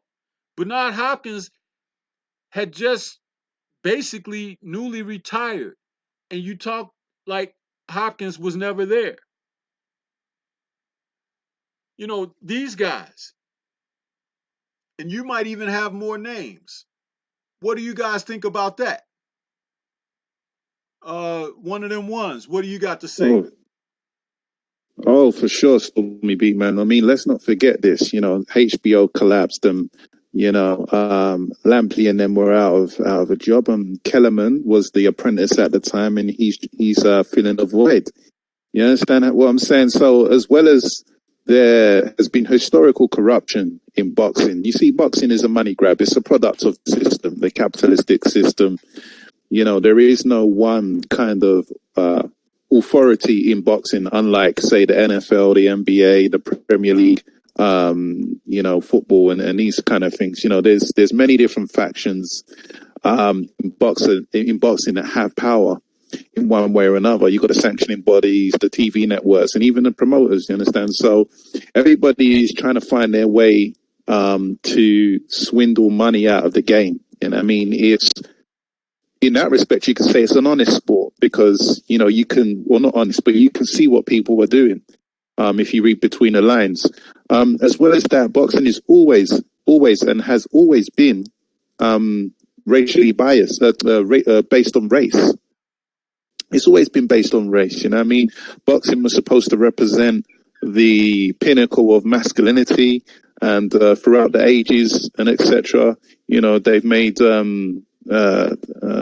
people in positions of influence have made outlandish and radical statements about black fighters and things like that. So it doesn't surprise me when even in this day and age, you hear people like Mas Kellerman and Lampley and them talking about Lomachenko is the greatest thing since Muhammad Ali and, Canelo and things like that. And the closest thing to white that you can get, Manny Pacquiao, they put these anything other than black, they want to put them up there, elevate them and give them all types of props and shine. You know what I mean? This thing has been going on for ages. You know what I mean? So in terms of the corruption, the racial bias, this they're trying to be a little bit more slick with it. They can't just come out and say, hey, look, man, like, we produced a certain narrative and you black people or you black fighters keep exposing and, going against the narrative. They can't come out and say that. They can't come out and say the N words and things like that. So they've got to be slick about it, They've got to make these types of statements and, have plausible deniability, So that's how it is. It's always been like this until we get to a situation where someone somehow can clean up and buy out these sanctioning bodies, all these belts that you have here. That's why I liked what I heard earlier about the PBC no longer recognizing, was it the WBO as a credible title or whatever, until someone can come in and scoop up all these sanctioning bodies or whatever, and you can consolidate the power into fewer sources. This type of thing is always going to be there. You know what I mean? And even then, you're not going to eliminate some of the problems that we're experiencing now. I've always proposed a league structure in boxing, whereby fights are scheduled. You gather up the A class or whatever, or the B class, and there's a schedule.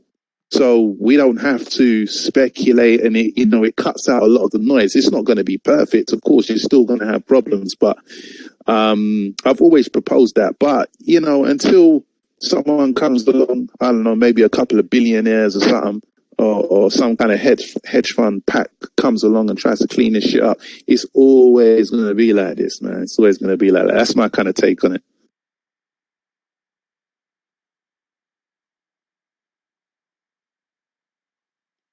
Yeah, odd fella, what do you got to say, brother?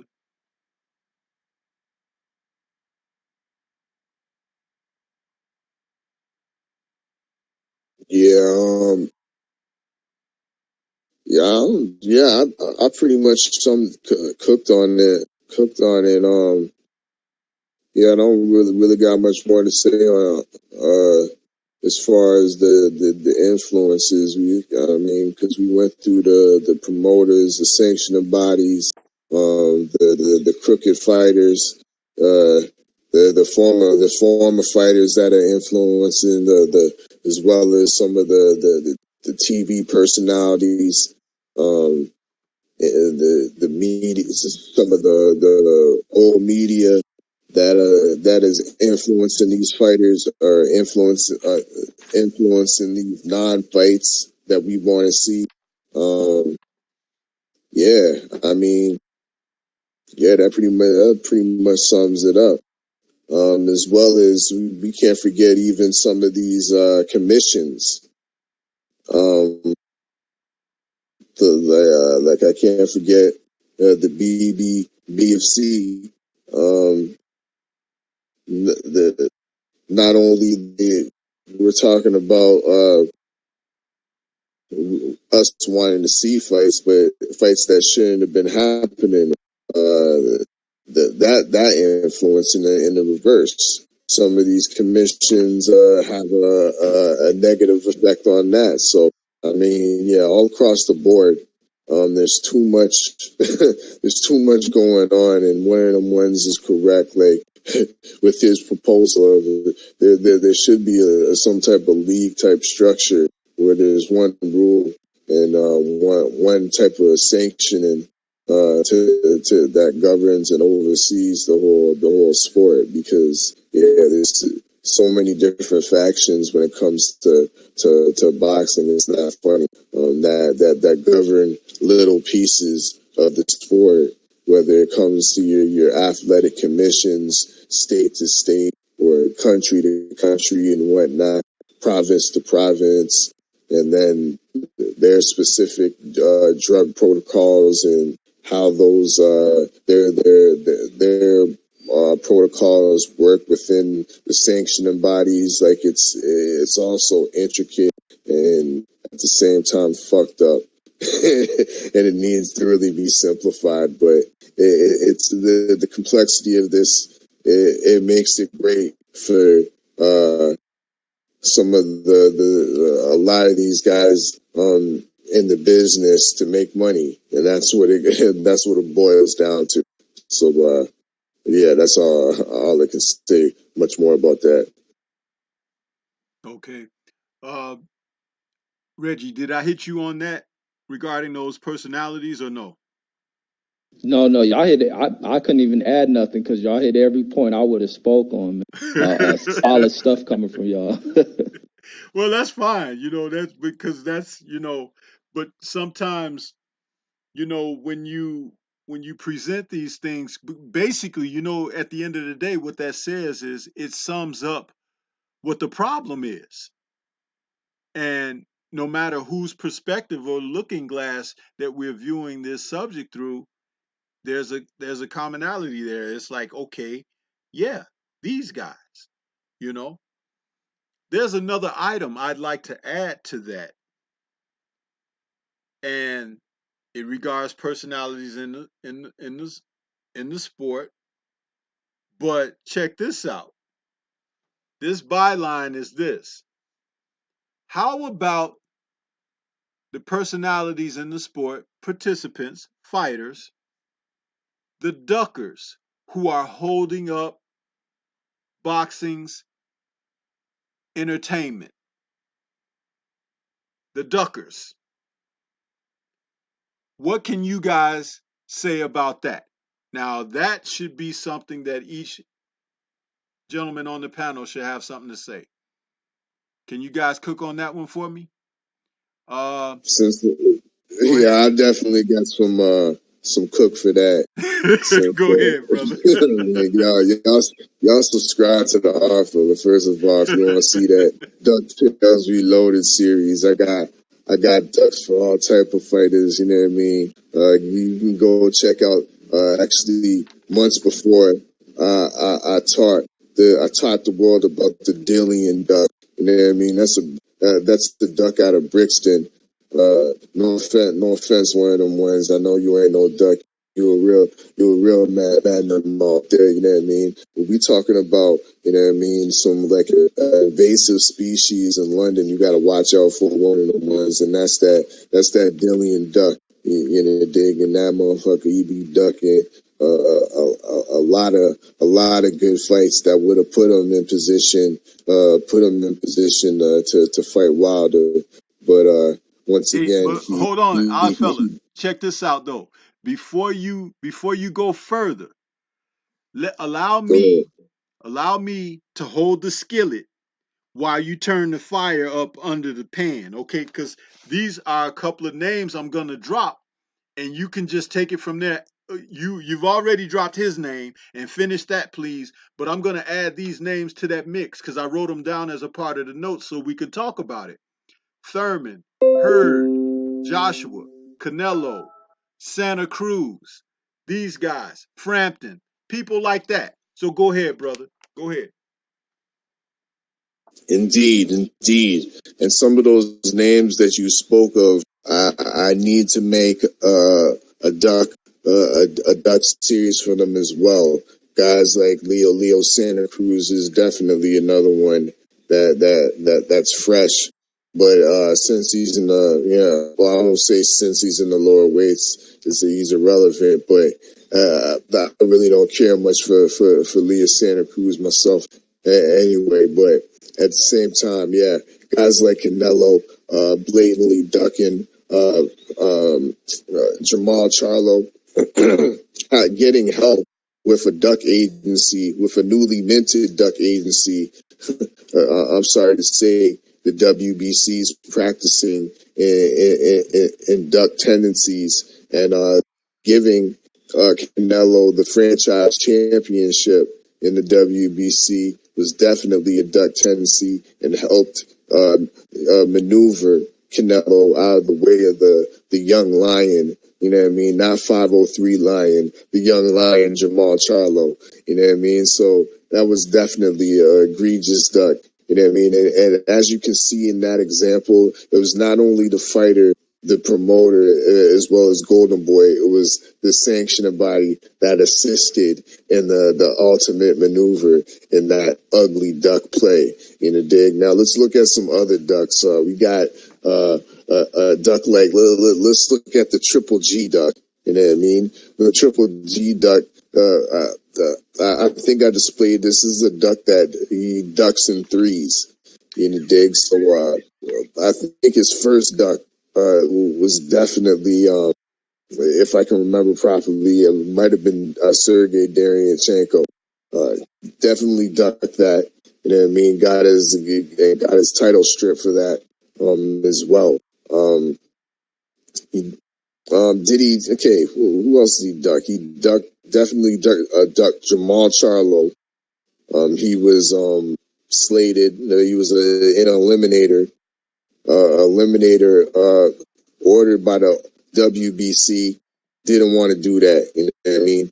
Ducked the shit out of Jamal Charlo. You know what I mean?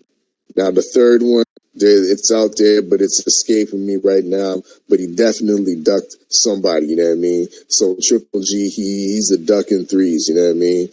We got other ducks. Where my boy Ak Reacher at? I don't want to have to bring up. What's his face? Naya Nue, because he been ducking. He absolutely been ducking Louis Neary.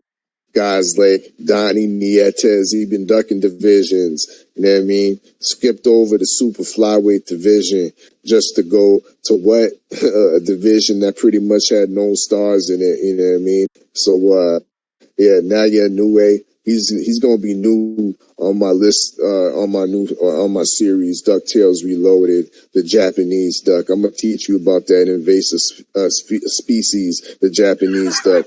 It might come to a shore near you, but yeah, these ducks definitely hold up the divisions, hold up good fights, and what needs to be done about them, like. I don't know, because these sanctioning bodies, they assist, and they have some type of at least some type of control, a little bit of control over some of these fighters, and by ducking, they should be penalizing these fighters by the loss of rankings, strippings of belts, things like that, things of that nature. But we're not seeing that. These assist and ducking maneuvers are being rewarded because everybody wants to see the biggest bag at the end of the day. So yeah, it's hard to get rid of that unless we go to a league or a tournament like structure. Hey, odd fella. How about Davis and Lomachenko? Go ahead. Davis and Lomachenko. Duck Davis is, you need to hit up my channel. Yo, you disrespecting me one of them ones. You supposed to be my guy. No. I know about this, but you don't see I got the Baltimore Duck up in that bitch. Come on, bro. No. I know about that, but we got a new audience. We got to keep it consistent. Everyone can get that smoke. You understand what I'm saying? Everyone can get that smoke. Hey, It's your league right now. Indeed, you know my smoke. You know that smoke don't discriminate, bro. You know what I mean? Smoke for everybody. And the Davis duck, you know what I mean? He out there, you know what I mean? Because he should have been, like I said, he should have been out there, settled that feud with Tevin Farmer, you know what I mean? He should have been eating the rest of this division, the Miguel Burchelts, the Jamal Herrings, or before that, the Masasuke Itos, those type of guys, the Gary Russell Juniors talking all that cat shit, you know what I mean? Now we got another perennial duck, you know what I mean? Leo Santa Cruz, he out there like he should have been eating guys like this, you know what I mean? But he fighting the Nunez's and the Yuri Jokic Gamboas of the world. Like, come on, man, you know what I mean? He's absolutely deserving of of the Davis Duck series on DuckTales Reloaded. Subscribe to the Odd Fella. That's my take.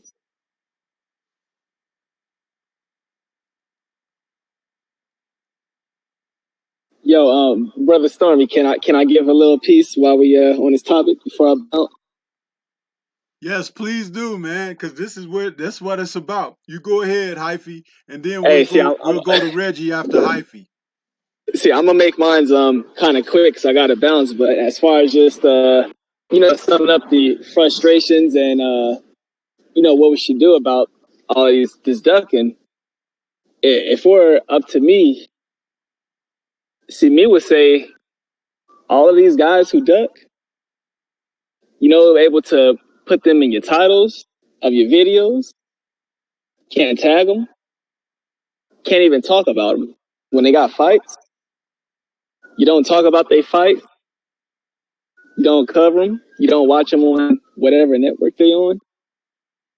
You just don't talk about them. If they ducks, you treat them like ducks. And another thing I hate, and we see it around the LBC, you take a guy, let's just say a Dillian White, yeah, and he ducking, Ortiz forever. But then he started going at AJ, and because everybody hate AJ, everybody started liking Dillian now, praising him on. You see that's what I don't like. If he's a duck, you treat him like a duck forever. He's always a duck. A duck can't do no right. Peace. Yeah, well, Hyphy, let me add on to that real quick. Yeah, you see a duck, you treat them like a duck. But what you do when you see a duck, you roast them. You know what I mean? Because, duck got that good flavor. You got to roast a good duck. You know what I mean? You got to roast the shit out that duck. You know what I mean? You can't just, you can't let the duck just pass by and, sweep it under the rug. You got to roast that duck. Absolutely, man. I 100% agree with that. So Reggie, what do you got on that, brother? Man, I'm all with exposing and identifying duck, but not paying attention to a duck to where I'm gonna treat him like he's something great, or I'm a fan of him. I'm gonna talk bad about a person who ducks. Expose what they done in their career. We got all this knowledge going out. They're gonna always be exposed and talked about. But the other side of the game is that when fools do that, we've been seeing the game fixing itself. Because like they say in basketball, the ball never lies. And that's the same thing with a championship belt. The titles don't lie. And we've been seeing a lot of these fools who've been ducking, avoiding competition. They stepping in there and they getting beat by cats who they thought were cherry picks. And that's the proper thing of the game being true to itself. And it's getting rid of fools who do clownish shit within it. But a duck, they should get no love, but a duck should not be ignored. A duck has to be exposed and identified at all points whenever they step into competition. You can't pull the wool up over people's heads anymore. Like I said, like even when we look at time periods, the age of information, all information is at the touch of a button. Whether you're clicking through YouTube, you're listening to what's going on, you're going to hear the truth, and you're going to hear a lot of knowledge.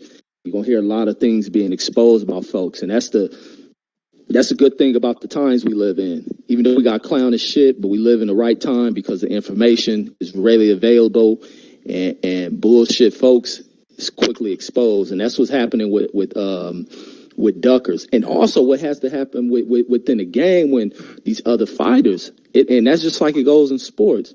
When a star goes down, it's the next man up. And that's the perfect opportunity for these other hungry fighters to start stepping in the fray. When they hear a champion being bashed for his ducking tactic, that's when you step up, you become the next man up. Andrew Ruiz is an example of that.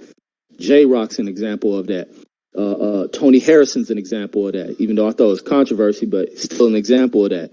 It's the next man up. Not saying Charlo was a ducker, but that's just the way that other fighters within this game have to be. When you find a champion out here not being true to herself, being a champion, sticking to that code of being the best of the best, the baddest man on the planet type of deal, and they not holding that. They up there scanning the landscape, seeing what threats are out there and avoiding them.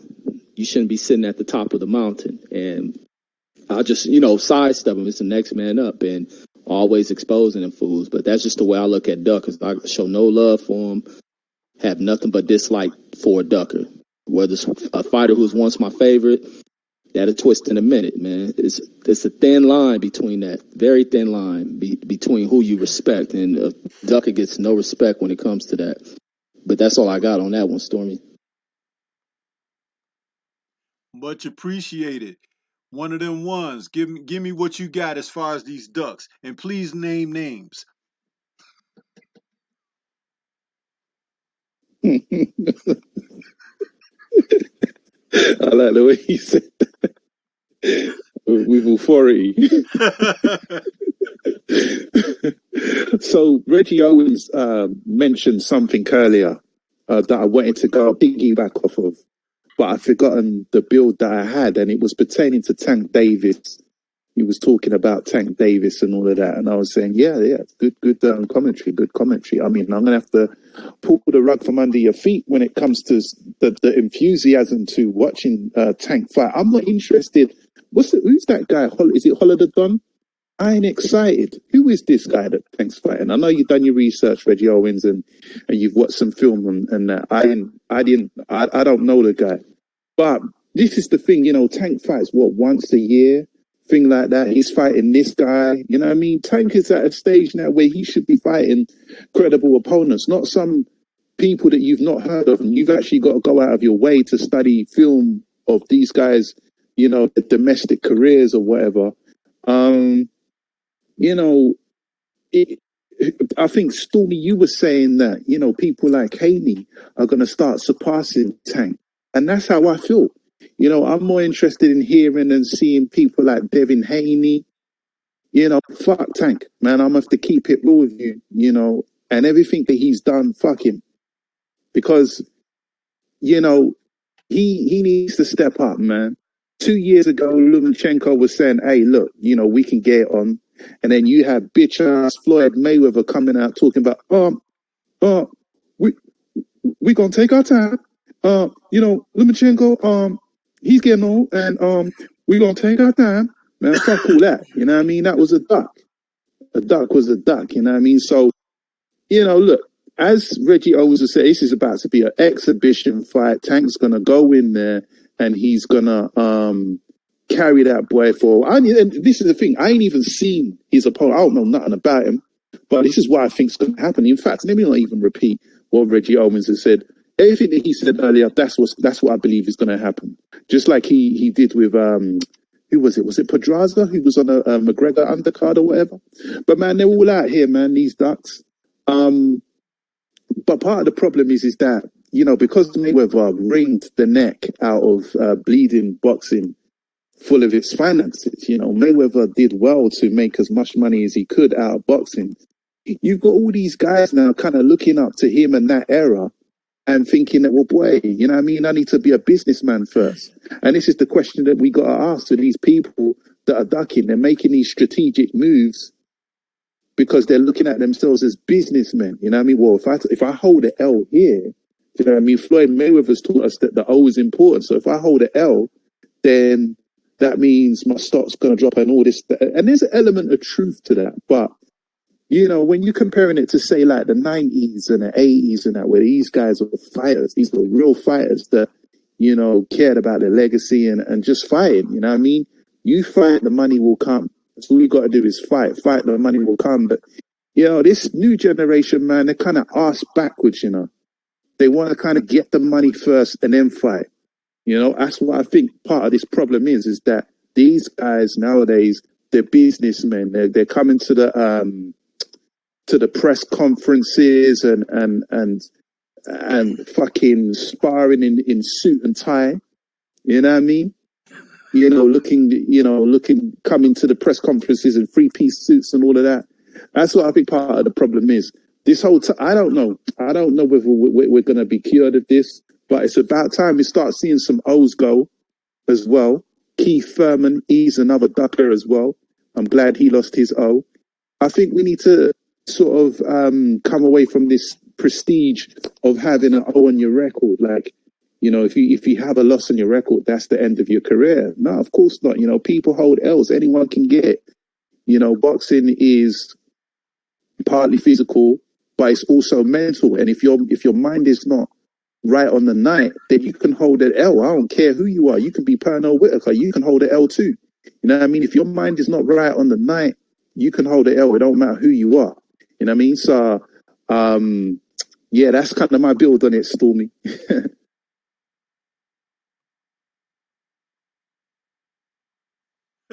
Well, that was good, man. Good stuff there. All right, now this is the last part of what we're gonna do here, fellas, and this is the second part. You know, of what the title of the show for tonight was. We had dopes in boxing and doping in boxing. No place for either here, and it's all seems to be meshing together like some odd gumbo or something. So when I say doping in boxing, I want to reel off a few names. You guys might have more to add to this, but I'm just going to read these names off, and I want each and every one of you gentlemen, the three of you, to give me your thoughts, what should be done, and an acknowledgement of why nothing has been done and how it's affecting the sport, you know. And these names, very familiar suspects here. Dillian White, Big Dummy Miller, Alexander Povetkin, Billy Ho Saunders, Tyson Fury, David Benavidez, Luis Ortiz, Canelo, Cletus Selden. That's just appetizer. If you have more names, that's fine.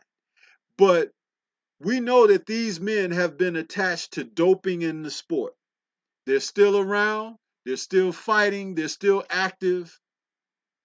How do you feel about that? What should be done about that? Cook on it. Reggie, you go. I feel their ass should be gone from the sport, man. But they're in the sport where shit, it almost seems like being a dope fiend is praised in it, being based on what happens. It's just funny to me that the sport of track does more towards avoid abusing combat sport, combat participant is ridiculous. The sport of track will get rid of your ass for a number of years before you ever even thought about coming to any track event. I think you're banned. I don't even think you can practice the damn sport. And it's all to make you really have to climb your way back up. And that's some of the things that boxing should kind of study in and start kind of mirroring when it comes to how to treat a drug cheat. I think any fool who isn't willing to put in the work or has the abilities to even compete with an athlete who does it the natural way, the right way, they should be in something else, and they'll find another line of work, a new career path. But I don't even think there should be even, depending on how the investigation looks. I think in some cases, some fools should be immediately, the hammer should be dropped in on them, and they should be abolished from the sport. But before we even go into how they go about delivering punishment within the sport, we got to make sure the punishment is delivered by whoever the judge is in it, that they're fair and balanced, because we always run into this other side of the thing where there's racial biases in how they go about delivering some of the punishments. It's going to have to be corrections on that, making sure it's more diverse and not a decision coming from just one judge, because that factor, as much as people hate to bring up the race shit and be uncomfortable about it, that racial factor is always a key. We don't want to make sure black fighters are getting worse punishment than white fighters, Latino fighters. But depending on how severe it is, if you out there using multiple drugs, like what Big Baby Miller done, one time pop up should eliminate you from the sport. Big Baby Miller case takes the cakes. Even what Dillian White did, I think his case takes the cake, and he should possibly be gone from the sport. or put out the sport for more than 2 years, even his promoter, or even if promoters are holding on to knowledge and trying to cover things up, they should receive the same type of punishment, and some of them should be evicted from the damn sport. But I have no love for drug cheats, and it makes no sense to me that the sport of boxing, even with the Canelo thing, with the 6-month suspension thing, the way Tyson Fury was able to float around with that, with his PED, I don't even use the word PED, that shit sound too soft. His steroid abuse to go on unpunished, him walking away from the sport, living like a goddamn rock star, you know, lining his nose up with powder and shit. But I don't know. It's just almost like boxing praises the doping element within the sport. They want to see how far a human body can go and how much punishment it can deliver to a normalized opponent. It's almost like they want to pull out some research type study on it. And then boxing has to also be more in line with keeping a watch of what science groups are coming into the sports. Even like the Balco, no, what it's not even Balco, the snack thing. Keeping a closer eye on what's going on over there. We see as soon as this snack thing start to come to prominence, we see the dude William Monroe pop up hot on the crap. But they just have to. There has to be even be more things that are in line with watching the companies that provide the science of making these drugs. Even within our country, keeping a closer eye on the science companies that produce these type of drugs, because it's not. I don't even know how that shit is being produced. If it's illegal in all these sports, why is it being produced? Why are these guys making money off of it? The scientists, and they're the ones not being punished by it. All they do is find a different way of taking it through the black market and shit like that, and remain profitable without going punished. But there should be a number of ways that punishment is leveraged when it comes to this. It shouldn't just be fighters that are punished with it. They need to go down the line and find the trails of this shit. But more of these science research companies should be shut down if they're producing that shit and introducing it into the sport. And also closer look at some of these fitness trainers, because a lot of these fitness trainers are the ones bringing that shit in here.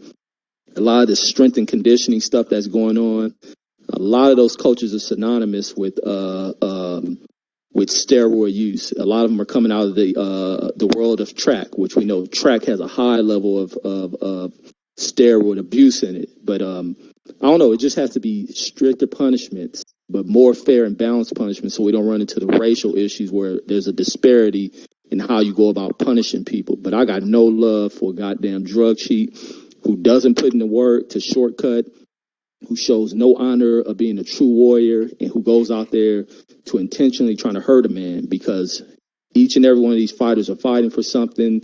They're trying to build upon something. And especially when you get to the prize fighting levels of this thing, there should be more of a closer attachment as far as being a brotherhood. Once you hate a person, once you get out there, you get everything about the system, you leave it all out on the ring, you form a bond with that person. But if you're going in there with all the shit lined up through your bloodstream, trying to kill somebody, man, you taking over a different approach. And right now, Dylan White, what he tried to do, along with the other names you name, they aren't in line with the brotherhood. They go out there and do anything in such a selfish way, because they can give two shits about the sport. And we can see that to be the case when it comes to some of these fighters in the way they maintain themselves and behave. But yeah, that's all I got on that one. I'll have to piggyback if something else hot comes up.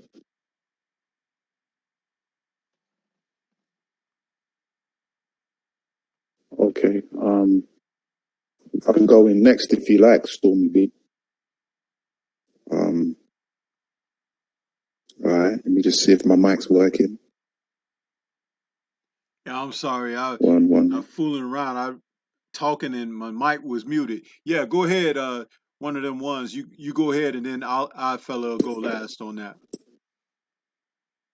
Okay. Yeah, just to build on this this thing that you're talking about here. Now, bear with me, people. Bear with me. But because I'm going somewhere with this one. But I remember reading a story in Sun Tzu Art of War. It was a book, probably about 10 years ago. And I'm going to go off the top from memory. And I remember this particular story whereby Sun Tzu was training these ladies in a gym to defend themselves from an impending, group of army guys that were going to rape and pillage the village, just like they've done. They've been running through villages and raping the women and all of that. So these women knew that this army was coming, and Sun Tzu was trying to train them to defend themselves. But every time he tried to teach them something, the women would just laugh. They would just giggle and laugh and laugh. So he came back the next day, sorry, and he says, yo, look, listen, you people need to take me serious because, these people, they're no joke. When they come, they're going to come and rape you and kill your kids and all of that stuff, man. So you need to take me serious. But they didn't take him serious. They were just laughing and giggling. So he came back the third day, same thing. The women were laughing and giggling. Came back the fourth day. Guess what? The women were laughing and giggling. But they weren't taking him serious. So you know what happened on the fifth day? He locked the door of the gymnasium, right?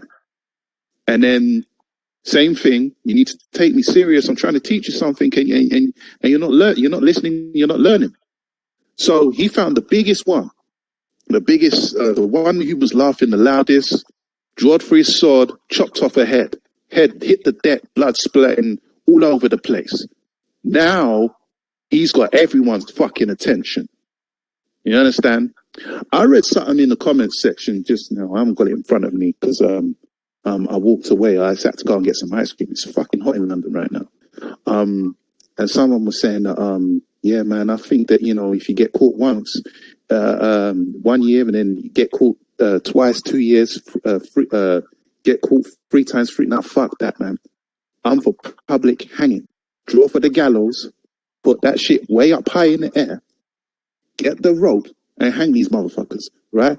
I'm saying that figuratively speaking. I'm saying that if you get caught for taking PEDs, I'm saying ban them for life. That's what type of thing I'm on. Because evidently, people have been clocked for PEDs more than once, and they're not taking this thing here serious. You understand what I'm saying? So I don't have no sympathy for none of these guys. However, I will say that I do believe it should be viewed on a case-by-case basis, because as I understand it, Billy Ho, BJ, let's just call it BJS. As I understand it, he was caught for taking something in a nasal spray, allegedly, that was allegedly permitted in the UK, but it wasn't permitted in the US, and that's what he got popped for. So if you can somehow prove that, I know that, it was a genuine kind of mistake or whatever, then that's different. But in the case of people like Jerome Miller and Dylan White, nah, man, none of this 6 months business. I say fucking hang them. Figuratively speaking, people, figuratively speaking. I'm not actually, saying like you should actually hang them. But I'm saying ban them for life. Ban them for life. None of this 6 months business, and then you're coming back and all of a sudden I'm seeing you somehow obtain the title in the case of BJS, right? I mean, Miller was banned for 6 months. I mean, isn't that ban even up now? So this is what I'm saying. Going back to what I was saying earlier with Dylan White. Man, in a week's time, this shit's going to blow over. We'll probably get 6 months and everybody's going to kind of forget. You know what I mean? Like, we should be on these people. And I say ban them for life. 8 years, yeah, that's what I'm on for Dylan White. I've got no sympathy, no empathy for these people, especially in the case of Miller. We got popped for like 4 serious things. You know what I mean? And we need to be consistent with this as well. All that Canelo and apparently he got some shit in the meat. Nah, fuck all of that. I ain't buying that, man. We got to keep it consistent and keep that same energy. If we really want to stamp this thing out in boxing, I say we take a leaf out of Sun Tzu's The Art of War. That's my take on it. That's my take.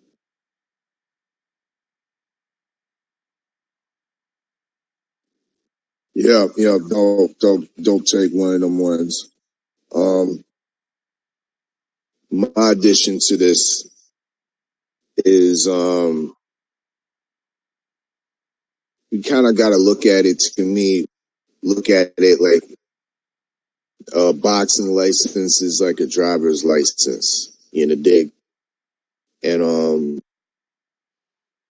say I pop for I get popped for a DUI, or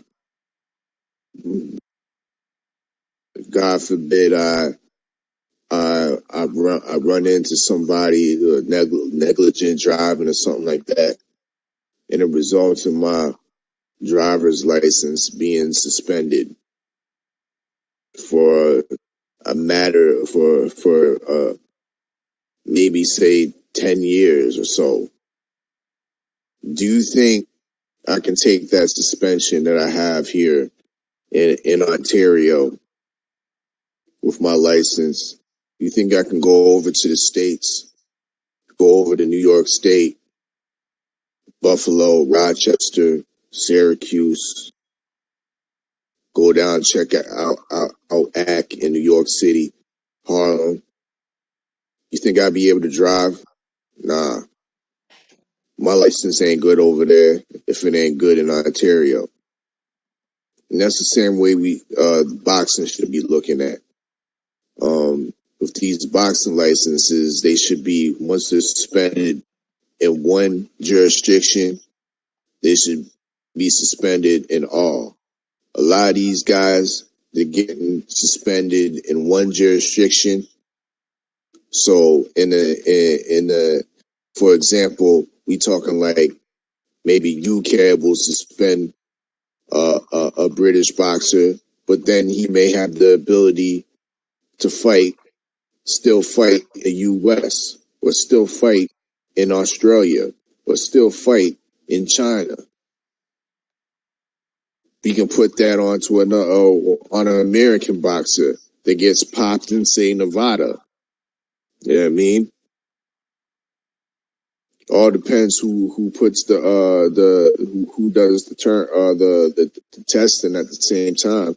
But the fact remains is that a lot of these boxers are finding loopholes where they're not suspended everywhere. They may be suspended or under one jurisdiction, but somewhere else in the world they're not. And that's a major problem. You know what I mean?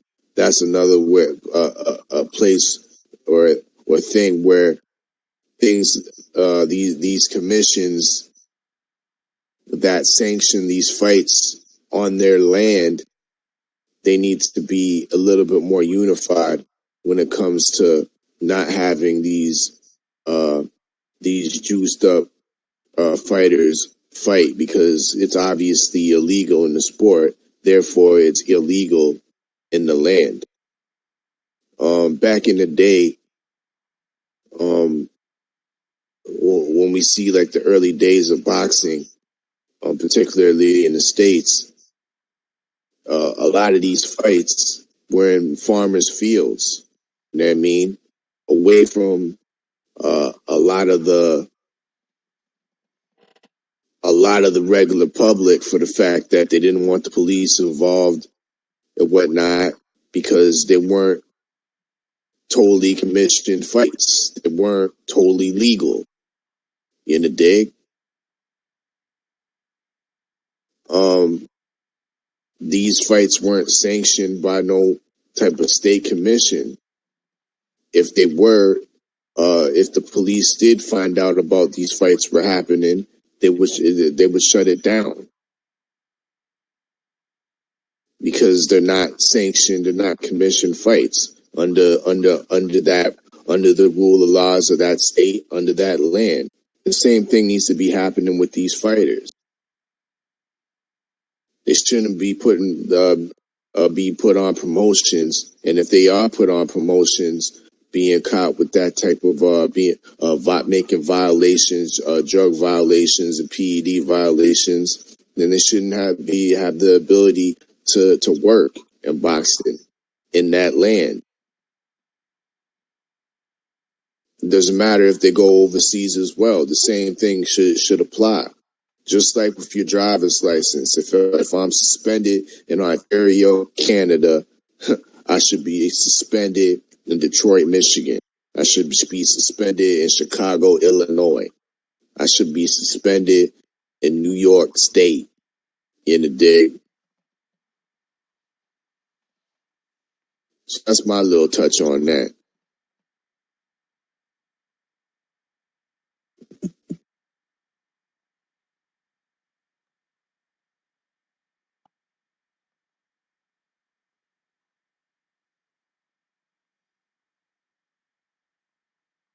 You Sorry on mute, about that, Stormy. family. It took me a minute to get off of mute. I don't know why. Sometimes when you're trying to time it, it's like it never works. But anyway, oh man. Yeah, I feel the same way that each one of you brothers have expressed, and then some. Because I have worked in the gym close with fighters and people that were just looking to, get good exercise in through the boxing workout and everything. The one thing that always hits home with me is these are people. You understand? They have lives outside the ring. They have families. They laugh, they cry, they contribute to life on earth. And just as we do. And when someone who's competing in the sport decides to basically bring a gun into a no gun zone, there should be penalty to pay for that. Whether the gun went off or not, whether someone was struck or not, whether someone died or not. And the penalty should be stern enough that it would deter others from following suit. We're living in a society now that has taken a lot of discipline out of the nest, out of your cradle, out of your homes, where that was the first order of business, where you learn what discipline was about. For those who had, the old capital punishment of taking a switch to a child's behind, or whether you use other tactics to get children to fall into line and understanding the instructions under your roof, our governments and nations have made it where they don't want you to do that because they want to do it to you and who you raise in your households. So therefore, after a couple of generations of having made these decisions, you're seeing now the undisciplined act of adults who are supposed to have objective thinking, who are supposed to have minds that have discernment, make decisions that affect everybody around them, including themselves, in the most harsh manner. And as I state this, we're talking about the sport of boxing. But just on the other side of those ropes is the world and life that I speak of also. There's a problem with that. And the fact that, like I said, I've known people, I've worked close with them, and to see someone lose a loved one because a guy cheated in this sport, where it is so dangerous that you could die anyway just by competing on the level, on the up and up. There's something about that that doesn't sit well with me at all. And for someone who decides to cheat, who decides to bring the gun, who decides to pull the trigger, to think so cavalier about their own actions, the only way to deter it from happening beyond this point, looking forward to the future, is to make an example. to set an example that nobody would ever consider this again. In the sport of boxing, a lifetime ban is that type of message. Why should someone get a second chance to hurt someone again in the sport of boxing? By cheating, by possibly taking someone's life or threatening the quality of their life after facing them in a competition. Until people begin to get on board with what's really important and life is important, try existing without it. It's very difficult, I guarantee you. Something should be done, and lifetime banning should not be out off the table. It should be right in the midst of the conversation. I feel like once you bring that to the table, those that cheat at random, those that cheat because they're lazy, those that cheat because they feel that they need an advantage, those people will begin to disappear quickly. They'll find something else to do. This is what I have to say about doping in boxing. Shut them down by shutting them out. This man that just cheated this past weekend should never box again, as far as I'm concerned. The names that I ran off on that list, that Cletus Selden cat, fought Zab Judah, put Zab in the hospital, should never fight again. We know that there is a problem in the sport, but Jarrell Miller had several substances in his body and tested positive on the side of error, and he was suspended. A man of color. The suspension pretty much is like a slap on the wrist because he's not that active of a guy anyway.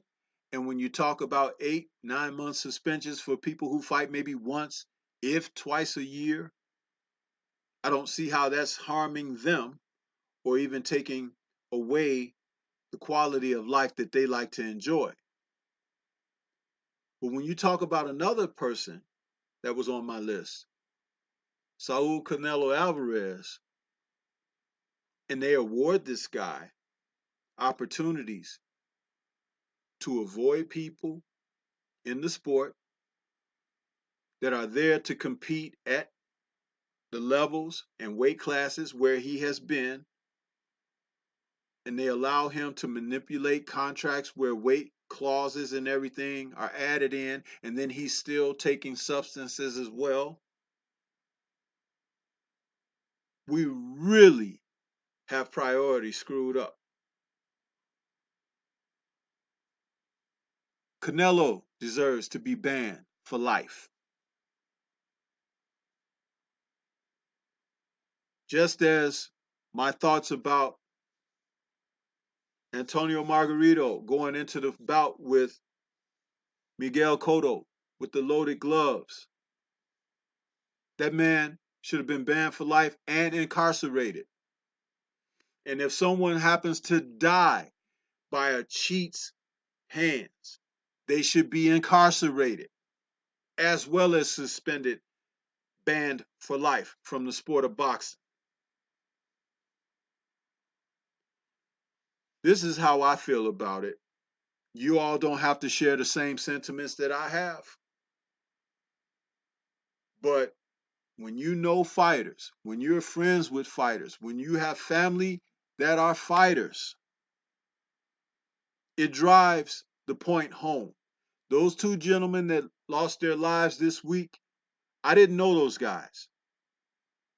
I don't really even know their names or how to pronounce their names, but they have loved ones out here that'll never see them again.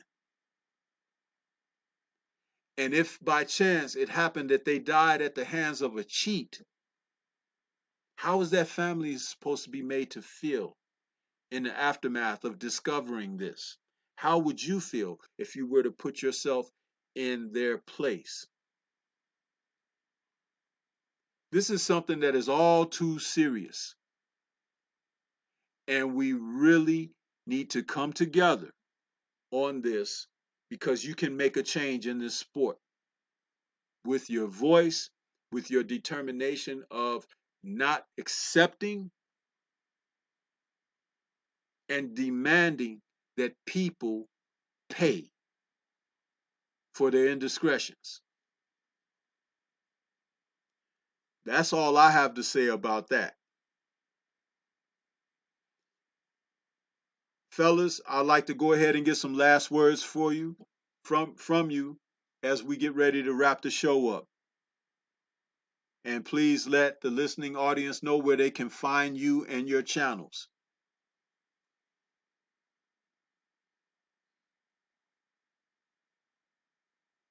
Whoever wants to go first.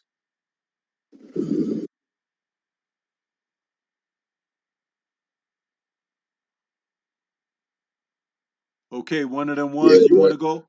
Or odd fella, where you going? Go ahead. Yeah. Yeah, salute to the whole chat. You know what I mean? Chat was popping tonight. Salute to the whole panel. We cooked it up, you know what I mean? We had a nice cook up tonight. You know what I mean? Plenty of flavorful content I think we produced. And so everybody deserves a little pat on the back. And G Owens, one of them one. And of course the whole Stormy B man in the dig. Yeah, salute to everyone. I appreciate you. You know what I mean? Always inviting me. And to the rest of the chat, don't forget to hook up and join the Discord app. You know what I mean? The T community be on there. You dig? You know what I mean? So we can better interact together. And but to find me, you can find me on YouTube. My channel, The Odd Fella, THAODDFELLA. Got some videos. Haven't made no videos as of real recent, but be on the lookout. I still got a lot of videos that are very pertinent and still relevant to this day in the dig. So check out my DuckTales Reloaded series, definitely. And of course, on Saturday nights from 9 to 10:30. Before you get those, you turn off the volume sometimes when you watch those fights. If you're not listening to Marlo's Corner or nothing like that, you can turn me up. I'm on CFMU.ca. I got my own little hip hop show, the Live and Direct show, where we showcase, you know what I mean, the area local hip hop artists, as well as bring in that new news from all across the world, you know what I mean, West Coast, East Coast, from the South to the North side. Y'all know what it is. It's your favorite, yet your most hated odd fella. And I'll be back for another live stream. Salute to the LDBC. And of course, Stormy B, man. And I'm Gizon. Yes, sir, man. And I gotta say salute to you once again, OG Stormy B, man. Salute to the odd fella, one of the ones, and salute to everybody in the chat, all the brothers, and also while y'all in here, hit that like button, share, and subscribe. But once again, man, this was Obsession, man. Great conversation, great topics. I just enjoy this boxing talk, man, and I'm inspired by everybody at work getting old folks boxing based on what y'all talk about. I got a video of a 94-year-old who gives some throwbacks to the 40s of boxing he's talking about. So this is how much you guys have inspired old folks. I work with seniors. I speak about it. they have abandoned the sport, but through this, I have really reignited a lot of,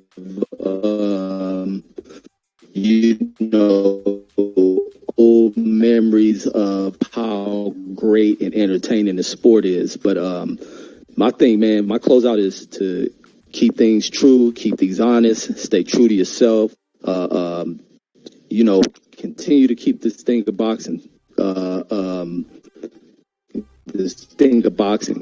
good, keep it fair, keep it true, and just be you, man. Be you in everything you do. And everybody keep dropping this great content, controlling the narratives that are going on within the sport of boxing, and that's why boxing has seen this revival in which people can't even comprehend that how did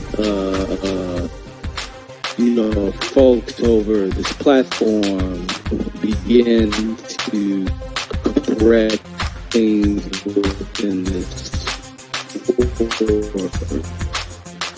bring about a deeper level of passion within this, and salute to setting this movement, John, who's also started a new fella, and all about that. Y'all keep doing what y'all do out there, and I'll catch us on the next one.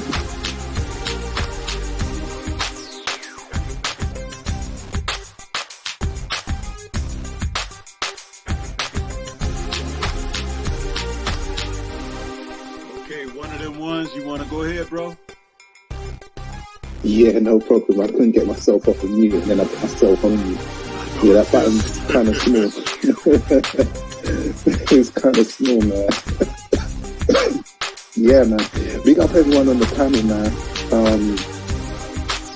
The Odd Fella. You know me and the Odd Fella, we spar on a regular basis, you know what I mean? And, we always keep it real. So, Odd Fella, big yourself up. Reggie Owens. Of course, yourself, Stormybman. I appreciate you sending me the link. I wasn't sure whether I could make the show this morning because it's like 5 in the morning for us in the UK. But I saw a window, so I thought let me jump on. And I also want to pick up the people that came in the chat. People like GG, Mr. Pinkley, Mr. Wonderlich, Mr. Bailey, PK Boxing, people like D-Lo, 404, lots to be had here. But Boxing came through, right? At Reacher came through. All the people that come through and have been contributing to the show and that. I want to big you guys up. You know what I mean? If you want to join the server, I've got a server on Discord. I can get something in the link for those that are interested in joining the server. I've got a few channels on there pertaining to various subjects. One of them, of course, is to do with boxing.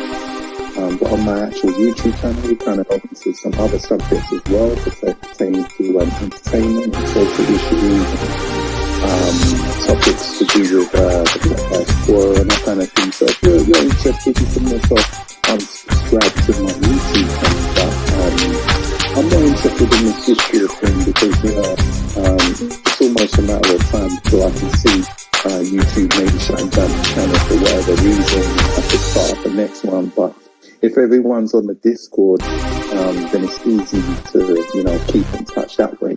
Maybe I'll drop something in a link for all those that want to join the server. If you come into the server, just let me know who you are, and I can put you in whatever group or channel that you want to be in, you know what I mean? So just let me know.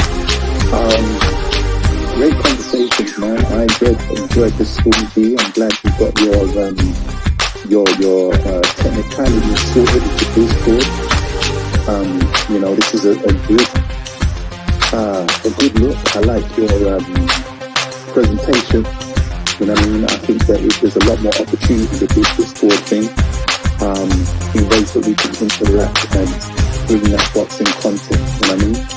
But anyway, it's your boy, one of them, man, aka One Media, or simply known as One. I'm in the building, argument. Yeah, you know the rest. My boy, Tiny said, yeah, I'm out of here, man. Peace. Bless up, family. Been a good conversation.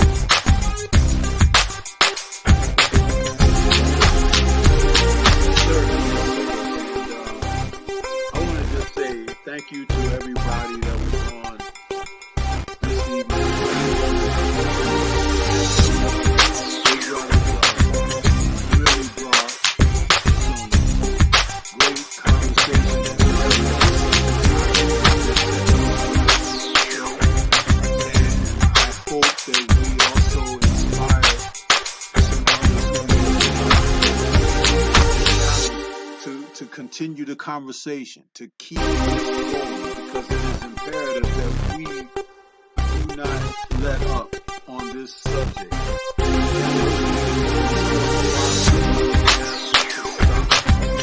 have to pay.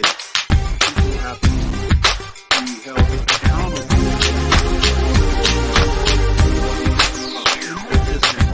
We're talking about boxing here on this platform. So I appreciate the fact that and do it in a structured manner with civility, and people out there listening to us, that we may provide them with some sense of having information or gumption to do something about it themselves. Whether it's right, state legislated, and have them get involved in the sport and take a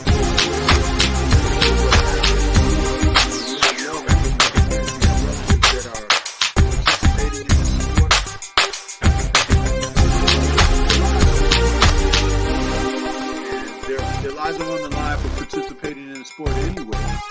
But when you have someone come in there,